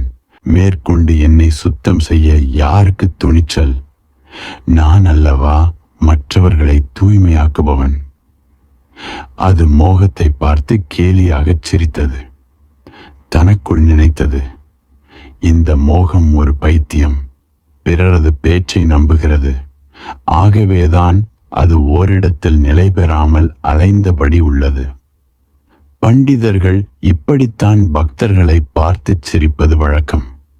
ஆனால் அன்புமயமானவர்களுக்குத்தான் விரும்பியது கிடைக்கிறது. ஓர் அரசர், அவருக்கு ஞானகுமார், பிரேம்குமார் என்று 2 புதல்வர்கள்.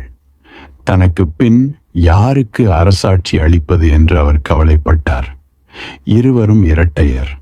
வயது அடிப்படையில் சமம்.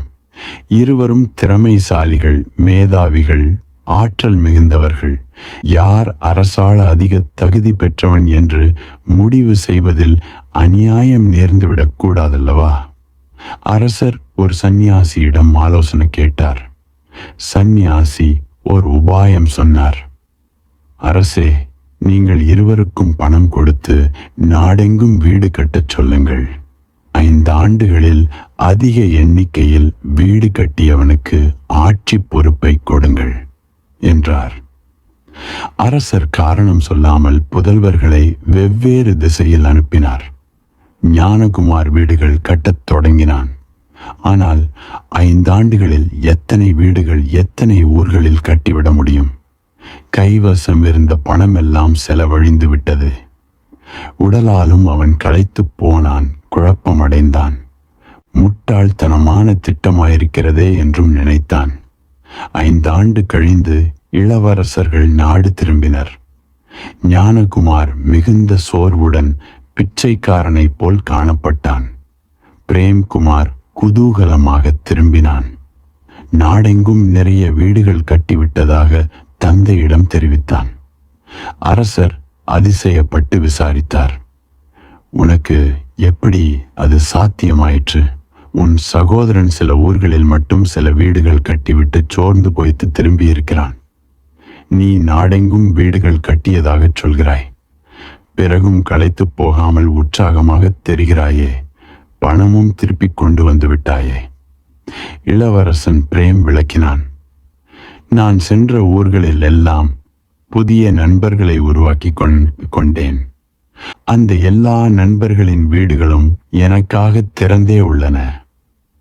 ஒவ்வொரு ஊரிலும் இந்த விதமாக எனக்கு 3 வீடுகளாவது ஏற்பட்டுவிட்டன.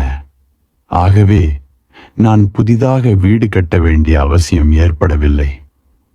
என் சகோதரன் நிஜமாகவே வீடுகள் சில கட்டியதால் களைத்து திரும்பியுள்ளான். எனக்கு ஒவ்வொரு ஊரிலும் நட்புறவின் மூலம் வீடுகள் ஏற்பட்டு என்னை வரவேற்க தயாராக உள்ளன. அன்பின் வழியும் ஞானத்தின் வழியும் வெவ்வேறானவை.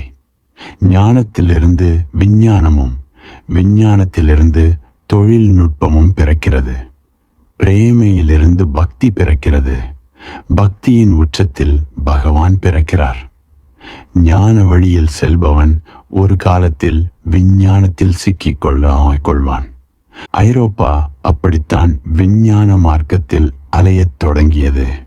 கிரேக்க ஞானியர்களிடமிருந்து மேற்கத்திய அறிவியல் பரம்பரை ஆரம்பமானது. குறிப்பாக அரிஸ்டாட்டில், பிளேட்டோ தர்க்க அறிவை தூண்டிவிட்டனர். எதையும் அறிந்தே தீர்வோம் என்ற நோக்கத்தின் விளைவாக மனிதன் அணுகுண்டு வரை வந்துவிட்டான். சாவிற்கான வழி தேடிக்கொண்டான். ஆசியா அல்லது கிழக்கு அன்பு வழியில் பயணம் தொடங்கியது. இதனால் சமாதி நிலை கண்டுபிடிக்கப்பட்டது. நாம் வாழ்வில் நிறைவை உணர்ந்தோம். ஆனால் மேற்கு நாடுகள் ஞான மிகுதியால் அமைதி இழந்து குழம்புகின்றன.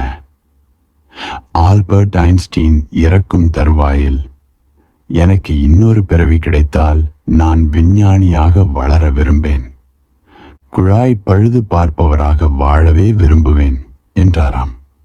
பகுத்தறிவில், தர்க்கவழி அறிவில் சாரம் இல்லை என்பதுதான் இதன் பொருள். அன்பு வழியிலும் பணிவு மனப்பான்மை இல்லாவிடில் பக்தி தோன்றாது. ஞானமும் பணிந்து போனால் தியானம் கைகூடும். ஆனால் அன்பு உடனடியாக வளைந்து கொடுப்பது போல் ஞானம் வளைந்து கொடுப்பதில்லை. ஞானமும் தியான நிலையை அடைந்திருக்கும். ஆனால் அது கரையிலேயே திமிராக நின்றுவிட்டது. இதனால் அது விஞ்ஞானமானது, தொழில்நுட்பமானது, எல்லாம் குட்டிச்சுவராக போய்விட்டது.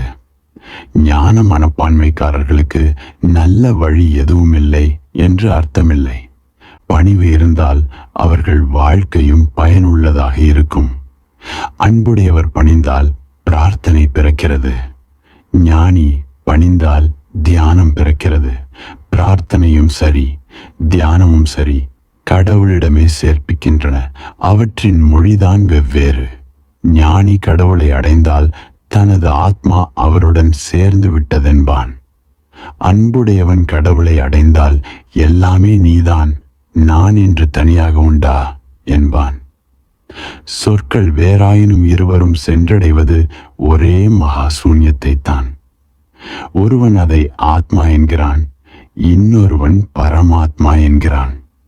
உனக்கு சிந்தனையின் பாரம் அதிகமாக இருந்தால் தியான வழியை மேற்கொள். இதோ உள்ள கங்கையில் மூழ்கி நீராடு, நான் உன்னை புதியவனாக்குவேன். சிந்தனை சக்தி வலுவாக இருந்தாலும் கவலையில்லை. மோகத்தையே அடியோடு மாற்றவல்ல. கங்கையால் சிந்தனையை மாற்ற முடியாதா என்ன? மோகமே கூட அன்பாக மாறி விடுகிறதெனில் சிந்தனையிடம் எதிர்ப்பு சக்தி இருக்கவா முடியும்? சிந்தனை உடனடியாக தியானமாக மாற வாய்ப்புள்ளது. ஆனால் பணிவு வேண்டும், சமர்ப்பண உணர்வு வேண்டும். 5ஆம் கேள்வி.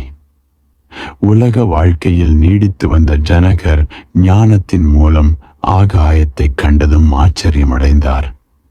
ஆன்மீக ஆகாயத்தில் உலாவும் அஷ்டாவக்கிரர் உலகின் இயல்பு கண்டு ஆச்சரியப்பட்டார். அப்படியானால் உலகிற்கு மோட்சமும் மோட்சத்திற்கு இந்த உலகமும் வியப்பூட்டுபவையா? அவை ஒன்றிற்கொன்று எதிர்ப்பானவையா அல்லது ஒன்றையொன்று நிரப்புபவையா? அவை எதிரெதிரானவையும் அல்ல, ஒன்றையொன்று பூர்த்தி செய்பவையும் அல்ல. ஒன்று இருக்கும்போது இன்னொன்று இருப்பதில்லை. அவை ஒளியும் இருட்டும் போன்றவை. இவ்விரண்டும் விரோதியும் அல்ல, பரஸ்பரம் நிரப்புபவையும் அல்ல. ஒளி இருந்தால் இருட்டு இருக்காது, இருட்டும் போது ஒளி இருப்பதில்லை. விரோதிகளாயினும் நிரப்புபவையாயினும் இரண்டும் ஒரே சமயத்தில் இருந்தால்தானே சாத்தியம். ஆனால் அவை ஒரே சமயம் காணப்படுவதில்லை. உன் வாழ்க்கையில் ஆகாயத்தை கண்ணுறும் அனுபவம் நேரிடும்போது பூமி காணாமல் போய்விடுகிறது. ஆகவே அந்த உச்சநிலையை அடைந்தவர்கள் உலகை மாயை என்கிறார்கள். மாயை என்றால் பிரமை, இழந்த நிலை, கனவு நிலை என்று அர்த்தம். எதிரிடையாக உலக மாயை உன்னை கெட்டியாக பிடித்து கொண்டால் ஆத்மா, ஈஸ்வரன், பிரம்மம் ஆகியவை கனவு போல் ஆகிவிடும். இவ்வுலகை உண்மை என நினைப்பவர்களுக்கு ஆத்மா என்பது மாயையாக தோன்றுகிறது. ஆத்மாவை உண்மை என கருதுபவர்கள் இவ்வுலகை மாயை என்பார்கள். இது கயிற்றில் பாம்பு தெரிவதற்கு சமம். பாம்பாக தெரியும் வரை கயிறு கண்ணுக்கு தெரியாது.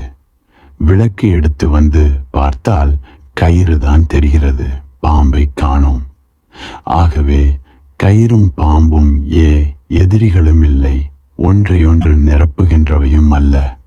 ஏனெனில் இவை இரண்டும் ஒருபோதும் ஒன்றாக இருப்பதில்லை. பிரமை காரணமாக ஒன்று போல் இன்னொன்று தெரிகிறது. ஆகாயம் இருக்கிறது, பரமாத்மா உள்ளார். ஆனால் நீ பார்க்கும் விதத்தில் சிறு குறை உள்ளது. நீ உருவத்தால் கவரப்பட்டுள்ளாய். அருவத்தை உன்னால் பார்க்க முடிவதில்லை. குணங்களை உன்னால் பட்டியலிட முடிகிறது. ஆனால் நிர்குணப் பொருள் கை நழுவி விடுகிறது. உன் அறிவு வலுப்பெற்று ஆழமுடையதாகி அருவத்தை காணும் நிலையை நீ பெற்றால் உருவம் மறைந்துவிடும். அருவத்தை, உருவமற்றதை காண முடிவது ஆச்சரியமான விஷயம். ஜனகருக்கு ஏன் ஆச்சரியம் எனில், அவர் ஞானம் பெற்ற பின் முதல் தடவையாக ஆகாயம் தெரிந்தபோது பூமி முழுமையாக காணாமல் போய்விட்டது. அவர் இதுவரை காலூன்றி இருந்த நிலம் நழுவிச் சென்று விட்டது. இப்பொழுது எனக்கு நேர்ந்தது என்ன? இது எப்படி நேர்ந்தது என்று ஆச்சரியத்தினால் நிரம்புகிறார். அஷ்டாவக்கிரரும் ஆச்சரியப்படுகிறார். ஆகாயத்தை பார்த்தபடி உள்ளதால் அவர் கண்ணில் இவ்வுலகம் தட்டுப்படவில்லை. இருவரும் வியப்படைந்தது நியாயம்தான். கயிற்றை பாம்பென நினைத்தவன் அதை கயிறென அறிந்ததும் ஆச்சரியமடைவான். கயிறு வெறும் கயிறுதான் என அறிந்தவன் சிலர் கண்ணுக்கு அது எப்படி பாம்பாக தெரிந்தது என்று அதிசயிப்பான். பரமாத்மாவும் அவரது படைப்பாகிய பொருளுலகமும் வெவ்வேறல்ல. சத்தியமும் மாய உலகமும் வெவ்வேறல்ல. சத்தியத்தை தவறாக பார்த்து தவறான விளக்கம் கொண்டால் அதுதான் உலகம். உலகை சரியாக பார்த்து சரியாக புரிந்து கொண்டால் அதுவே சத்திய பொருள். நாம் எந்த நிலையிலும் கடவுளைத்தான் பார்க்கிறோம். எதை வேண்டுமானாலும் பார், உன் கண்ணில் தெரிவது கடவுள்தான். வேறு என்ன இருக்கிறது நீ பார்ப்பதற்கு? ஆனால் உன் பார்வையில் பிரமை இருந்தால், உன் கண்ணில் குறை இருந்தால், நீ பார்ப்பது, உனக்கு தென்படுவது வித்தியாசமானதாக இருக்கலாம். ஆனால் அந்த ஒரே பொருள், பரம்பொருள், நிரந்தரமானது. தொன்று தொட்டு நிலவுவது, உருவ மாற்றம் இல்லாததாகவும். மனிதனின் பிரமைதான் உலகம். அவனது தவறான விளக்கம்தான் உலகம். பகலில் குளித்த பின் கோவணத்தை கொடியில் தொங்க போடுகிறாய். உலர்ந்த பின் மாலையில் அதை எடுக்க மறந்து விட்டாய். இரவில் தொலைவிலிருந்து பார்க்கும்போது பிசாசோ வெள்ளை உடையில் எவனோ நிற்பது போல் தெரிகிறது. ஆகவே நீ அப்பக்கம் செல்ல நடுங்குகிறாய். கோவணம் அப்படியேதான் உள்ளது. அது உன்னை பயமுறுத்த தானாக எதுவும் செய்யவில்லை. சில சமயம் இருட்டில் நீ தனியாக நடந்து செல்கையில் உன் செருப்பு சப்தம் கேட்டு உன்னை யாரோ பின்தொடர்வதாக பயப்படுவாய். சிறு சிறு பொருள்களும் ஒலிகளும் கூட பிரமை ஏற்படுத்துகின்றன. இந்த பிரமைகளின் மொத்த தொகுப்பே இவ்வுலகம். பிரமை நீங்கினால் காட்சிக்கு தெரிபவர் கடவுள். எது உள்ளது அது பரம்பொருள். எது உள்ளது போல் தெரிகிறதோ அது உலகம். 6ஆம் கேள்வி. நான் காவி உடை அணிந்திருப்பது போல் சில சமயம் கனவு வருகிறது. இக்கனவு என்னை மிகவும் ஆச்சரியப்படுத்துகிறது. இதென்ன விந்தையான கனவு! நான் எப்போதும் சந்நியாசிகளை கேலி செய்வது வழக்கம். ஒருவேளை அவர்களில் உண்மையான சந்நியாசி யான ஒருவர் நீ காவி உடை தரித்து சந்நியாசியாக கடவது என்று சபித்திருப்பாரோ?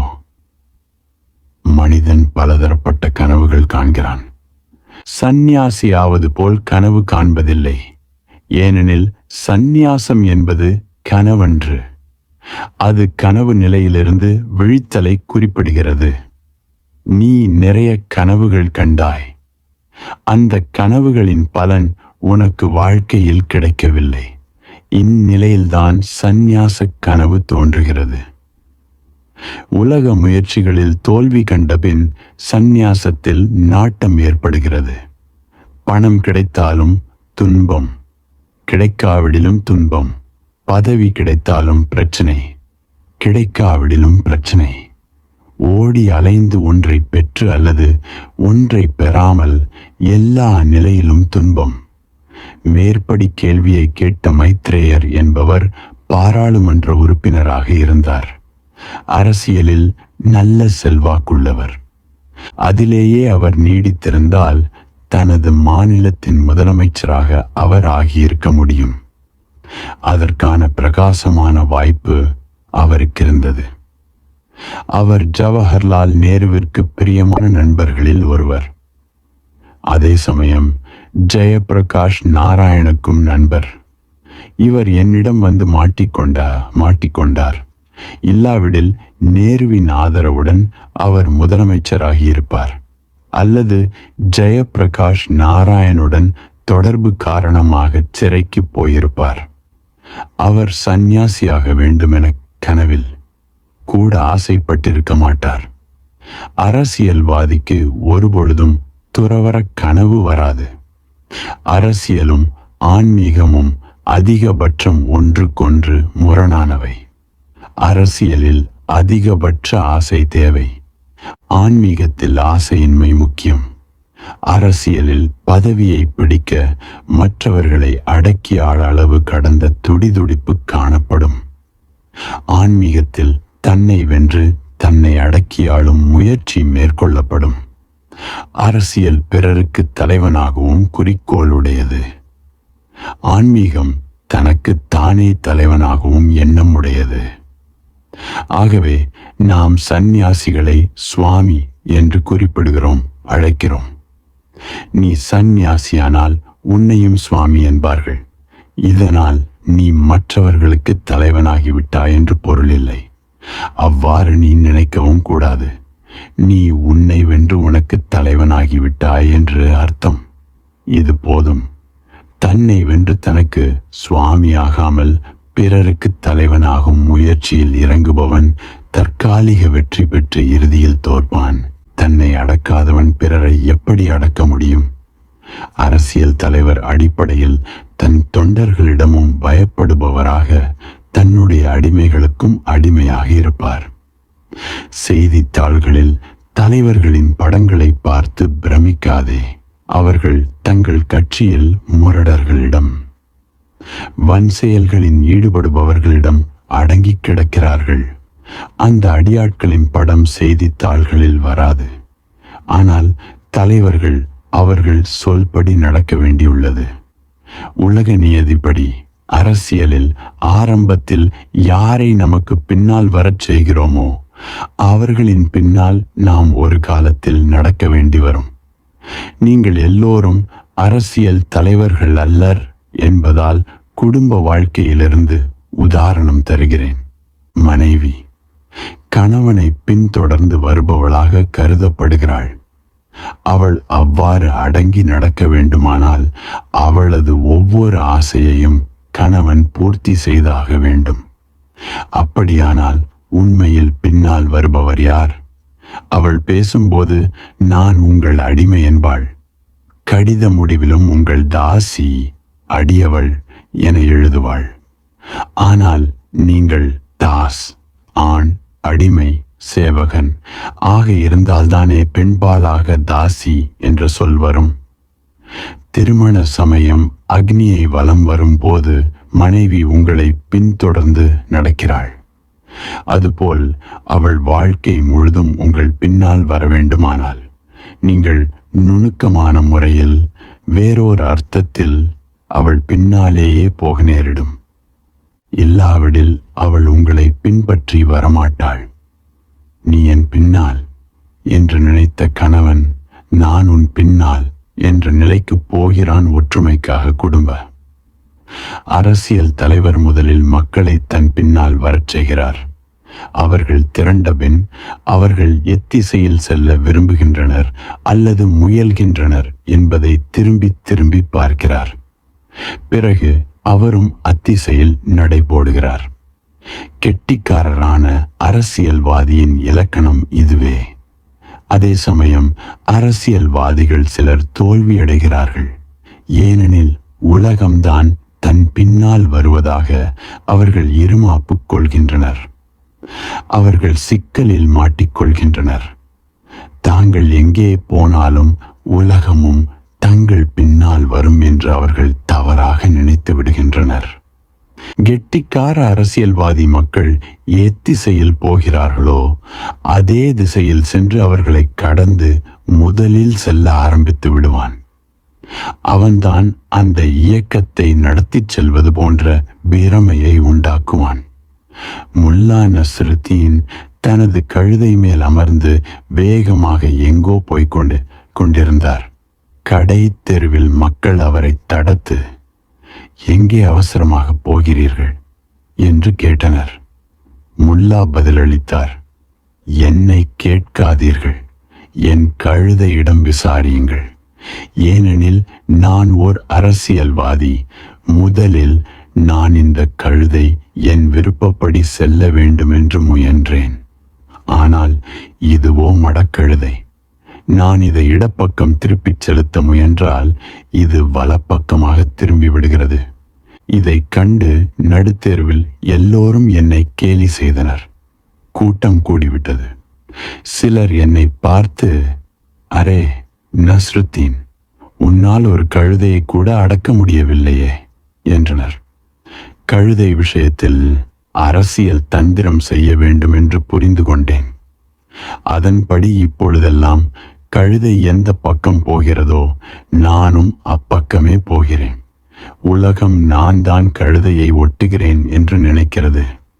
ஆனால் கழுதைதான் தன் போக்கில் என்னை இட்டுச் செல்கிறது. அவர் நினைத்ததில்லை என்றும் கூறினேன். ஆனால் அரசியல் வாழ்வில் அவர் எப்பயனும் பெறவில்லை. அவர் அரசியல் அறிவு உள்ளவர். ஆனால் சராசரி அரசியல்வாதி அல்லர். பழக எளிமையானவர், நேர்மையை கைவிடாதவர். அரசியலில் பிரவேசித்ததால் அவருக்கு பிரச்சனை ஏற்பட்டது. அங்கு அவர் மிகவும் சங்கடப்பட்டார். தரம் தாழ்ந்து மட்டமான அரசியல் செய்ய அவர் விரும்பியதில்லை.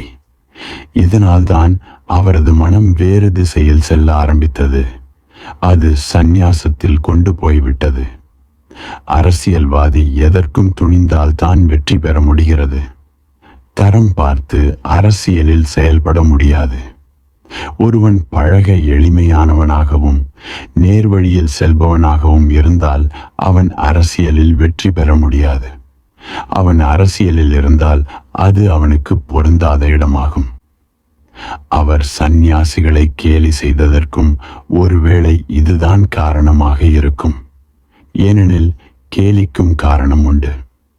யாரிடம் நமக்கு பொறாமையோ அவர்களைத்தான் பெரும்பாலும் நாம் கேலி செய்கிறோம். உதாரணமாக, பஞ்சாபி சர்தார்கள் பற்றி நாடு முழுதும் ஜோக்குகள் சொல்லப்படுகின்றன. அதற்கு காரணம் உண்டு. சர்தார்ஜிகளிடம் மற்றவர்களுக்கு பொறாமை உள்ளது. காரணம், அவர்களுக்கு உடல் வலிமை அதிகம். நம் கழுத்தை பிடித்தால் மூச்சு வெளியேறிவிடும். இந்தியாவில் அதிக உடல் வலிமை உடையவர்களை எப்படி பழி வாங்குவது? இவர்களோடு சண்டை சச்சரவிட முடியாது. ஆகவே இவர்களை கேலியாக பேசுகிறோம். இந்த கேலி உண்மையன்று. இது பொறாமையின் வெளிப்பாடு. மேற்கு நாடுகளில் யூதர்களை கேலி செய்கிறார்கள். அவர்களை குறிவைத்துத்தான் அதிகபட்ச நையாண்டி பேச்சுக்கள் நிலவுகின்றன. இதன் பின்னணியில் காரணம் உண்டு. யூதர்கள் மேதைகள் என்பதால் மற்றவர்களுக்கு பொறாமை. யூதர்கள் ஓரிடத்தில் கால் பதித்தால் மற்றவர்கள் பின்வாங்க நேரிடும். அதிகபட்ச நோபல் பரிசு அவர்கள்தான் பெற்றுள்ளனர். அவர்களது எண்ணிக்கை குறைவு. அந்த விகிதாச்சாரப்படி அவர்கள் அதிகமாகவே நோபல் பரிசு பெற்றுவிட்டனர் என்பதை அறிந்து வியக்கிறோம். இந்த நூற்றாண்டில் உலகளாவிய செல்வாக்கை நிலைநாட்டிய மார்க்ஸ், ஃப்ரைட், ஐன்ஸ்டீன் ஆகிய மூவரும் யூதர்கள். இந்த 20ஆம் நூற்றாண்டின் மீது யூதர்களின் செல்வாக்கு நன்கு படிந்துள்ளது. இந்த முழு நூற்றாண்டும் அவர்களைத்தான் ஆதாரமாக கொண்டுள்ளது. ஹிட்லர் கம்யூனிசத்தை எதிர்த்தார். ஏனெனில் அவர் யூதர்களின் சதி என்று நினைத்தார். மார்க்ஸ் உலகம் முழுவதையும் வசப்படுத்துவதற்கு புதிய உபாயத்தை, புதிய சித்தாந்தத்தை அறிமுகப்படுத்தினார். பாதி உலகத்தை அவர் வென்றுவிட்டார். ஃப்ராய்ட் தமது கண்டுபிடிப்புகள் மூலம் மனத்தத்துவ அறிவியல் உலகை முழுவதுமாக தம் வசப்படுத்திவிட்டார். மனித இனத்தின் மூளை சம்பந்தப்பட்ட விஷயங்களுக்கு அவரே முதலாளியாகிவிட்டார். ஐன்ஸ்டீன் அறிவியல் முழுவதையும் தன் வசப்படுத்திவிட்டார். யூதர்கள் அரசியலில், வணிகத்தில், செல்வம் திரட்டுவதில் என்று எதில் ஈடுபட்டாலும் மற்றவர்களை தோற்கடித்து விடுவார்கள். அவர்களிடம் மேதைமை நிறைந்து விளங்குகிறது. அதை கவனித்து மற்றவர்களுக்கு சங்கடமாக இருக்கிறது, பொறாமை உண்டாகிறது. அவர்களை கேலி செய்வதன் மூலம் நமது பழிவாங்கும் உணர்வு திருப்தி அடைகிறது. நினைவில் வை, நமக்கு யார் மீது பொறாமையோ அவர்களைத்தான் கேலி செய்கிறோம். நான் மைத்ரேயரிடம், நீ துறவிகளை கேலி செய்திருப்பாய், அவர்களிடம் பொறாமை ஏற்பட்டிருக்கும். அதாவது, அவர்களைப் போல் ஆக வேண்டும் என்ற விருப்பம் இருந்தும் அவ்வாறு ஆகவில்லையே என்ற மனக்குறை இருந்திருக்கும் என்றேன். துறவியானது இன்னொரு துறவியின் சாபத்தால் அன்று. உன் மனத்திற்குள்ளேயே ஏற்கனவே துறவரத்தின் மீது நாட்டம் இருக்கிறது. அந்த கற்பனையில் சுவை கண்டிருக்கிறாய். உன்னால் துறவிகளை அலட்சியம் செய்ய முடியவில்லை. துறவியின் வாழ்க்கை சரி என்றும் ஒப்புக்கொள்ள முடியவில்லை. ஏனென்றால் துறவியின் போக்கு சரியானதாக இருந்தால் உன் கண்ணோட்டம் தவறு என்று ஆகிவிடும். ஆகவே அவரை நீ கேலி செய்கிறாய். ஆனால் உன் ஆழ்மனத்தில் துறவி சரியானவர்தான். அவர் போகும் திசை சரியானதுதான் என்று உறுத்தியிருக்கும். அவரை கேலி செய்வதை உன் தற்காப்பு முயற்சி எனலாம். நீ எனக்கு கிடைத்திருந்தால் சங்கடப்பட்டு இருப்பாய். ஏனெனில் நான் மற்ற துறவிகள் போல் இல்லாமல் வித்தியாசமானவன். ஆகவே மற்ற துறவிகளை எதிர்ப்பவர்களும் என்னிடம் வந்து சந்நியாசியாகிறார்கள். மதங்களை எப்பொழுதும் தாக்கி பேசியவர்களும் என்னிடம் வந்து தியானம் பயில்கிறார்கள். நாத்திகர்களும் என்னிடம் வந்து, ஆத்திகர்களை நாங்கள் சமாளித்து விடுவோம், உங்களைத்தான் எங்களால் எதிர்க்க முடியாமல் போகிறது என்கிறார்கள். நியாயம்தான். நான் மகா நாத்திகனாயிற்றே, என்னுடனா மோத முடியும்? நான் 2 மடங்கு நாத்திகன். ஆனால் என் நாத்திகம் ஆத்திகத்துக்கு எதிரானது அன்று, அதற்கும் மேம்பட்டது. நாத்திகத்தை நான் ஓர் ஏணியாக பயன்படுத்துகிறேன். இந்த நாத்திக விளையாட்டையும் சிறிது காலம் விளையாடி பார்த்து விடலாம் என எண்ணினேன். எனக்கு நாத்திகம் ஆத்திகத்தின் படிக்கட்டாகவும் உலக வாழ்க்கை துறவரத்தின் படிக்கட்டாகவும் அமைந்தது. ஆகவே வழக்கமான சம்பிரதாயமான துறவிகளால் ஈர்க்கப்படாதவர்கள் என்னை எதிர்பார்க்கிறார்கள். ஆனால் அவர்கள் என்னிடம் வந்து சேர்ந்தால் நான் அவர்களை மூழ்கடித்து விடுவேன். நான் சில பூக்கள் பறித்தேன், சில கவிதைகள் நெய்தேன். எனது இசைக்கூடத்தை அலங்கரிக்க, எனது வாழ்க்கையை நடத்தி செல்ல ஏமாற்றங்கள் எத்தனையோ அனுபவித்தேன். எனது மனத்தை இழுத்து கட்ட மெல்லிய கயிற்றால் வலை பல செய்தேன். அருகில் நான் நெய்த கனவுகளின் குளிர்ந்த நிழல் உடலின் அழகு மனத்தை கவர்ந்தே வந்தது. ஆயினும் இந்த ஆசை எனும் மாயையால் இரவும் பகலும் என்றுமே எனக்கு அமைதி கிடைக்காது போயிற்று. நான் சில பாடல்கள் நெய்தேன், சில பாடல்கள் கேட்டேன், கேட்டு ரசித்து தலையசைத்தேன். இந்த கீதங்களின் இனிமையில் ஆழ்ந்து புன்னகை காட்டும் தூய மனத்தை சரிக்கட்டி நான் மகிழ்வித்தேன். அழகும் சுவையும் கிடைத்தாய் மயங்கினேன். நான் தெரிந்தெடுத்த அப்பூக்களும் நெய்து முடித்த அப்பாடல்களும் உள்ளத்திற்கு எழுச்சி கொடுத்தன. இளமையின் இனிய கனவுகள் சிற்சில இரவுகளில் சந்திப்புகள் என்னை மகிழ்வித்த போதிலும் உருவமெடுக்கும் மாயையில் எனக்கு மகிழ்ச்சி கிடைக்கவில்லையே. மைத்ரேயர் கண்டதெல்லாம் கனவு. அவரது மனம் கனவுகளை அருமையாக நெய்தது. ஆனால் அவை உடையும் இயல்பு பெற்றவை. அவற்றிலிருந்து அமைதி கிடைக்கவில்லை, சுகம் கிடைக்கவில்லை, நிழல் கிடைக்கவில்லை. காய்ச்சல், மன இறுக்கம், மன துயரம் ஆகியவை விளைந்தன. உலக வாழ்க்கையில் களைத்து போனவனுக்கு, பெரிய விருப்பங்கள் நிறைவேறாமல் தோற்றவனுக்கு துறவரம் தவிர வேறு புகலிடம் எங்கே உள்ளது? தோற்றவனுக்கு தெய்வமே கதி. உங்களுக்கு நான் பொருத்தமானவன் என்று ஒருபோதும் நான் சொன்னதில்லை.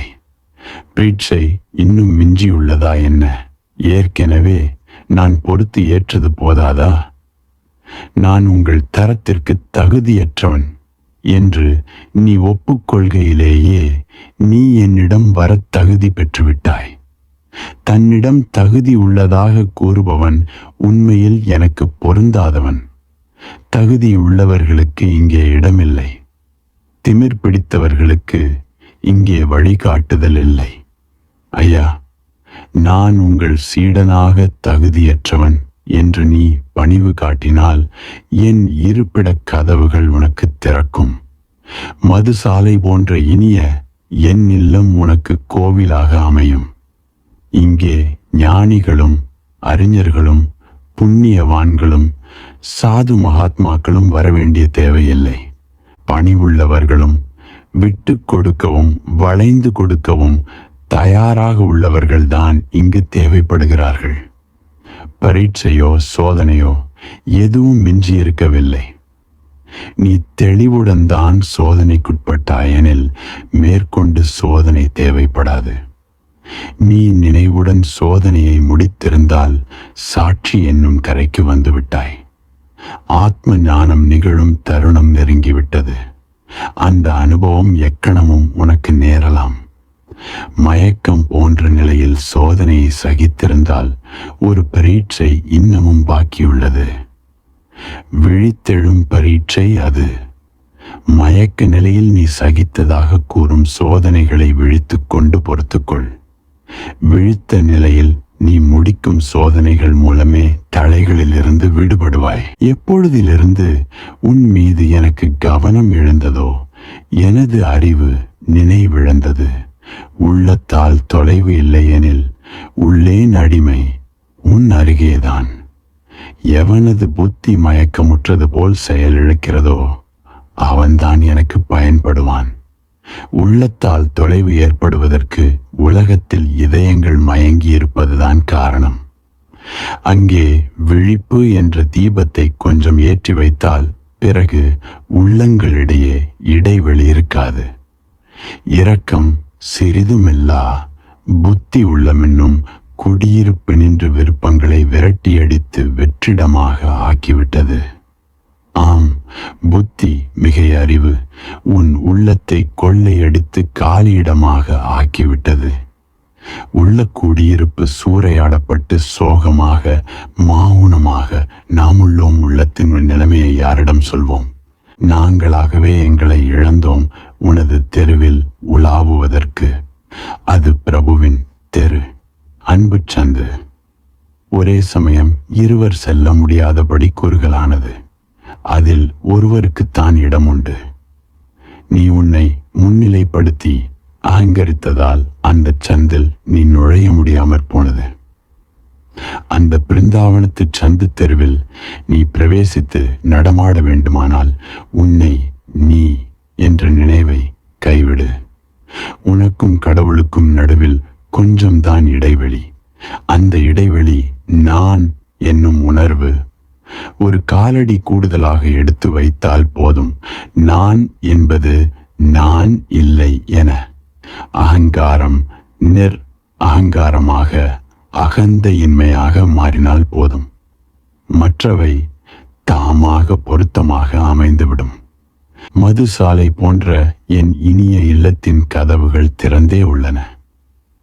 நான் என்பதை வெளியிலேயே வைத்துவிட்டு உன்னால் உள்ளே வர முடிந்தால் இது உனது இல்லமாகிவிடும். ஹரி ஓம் தத் சத்.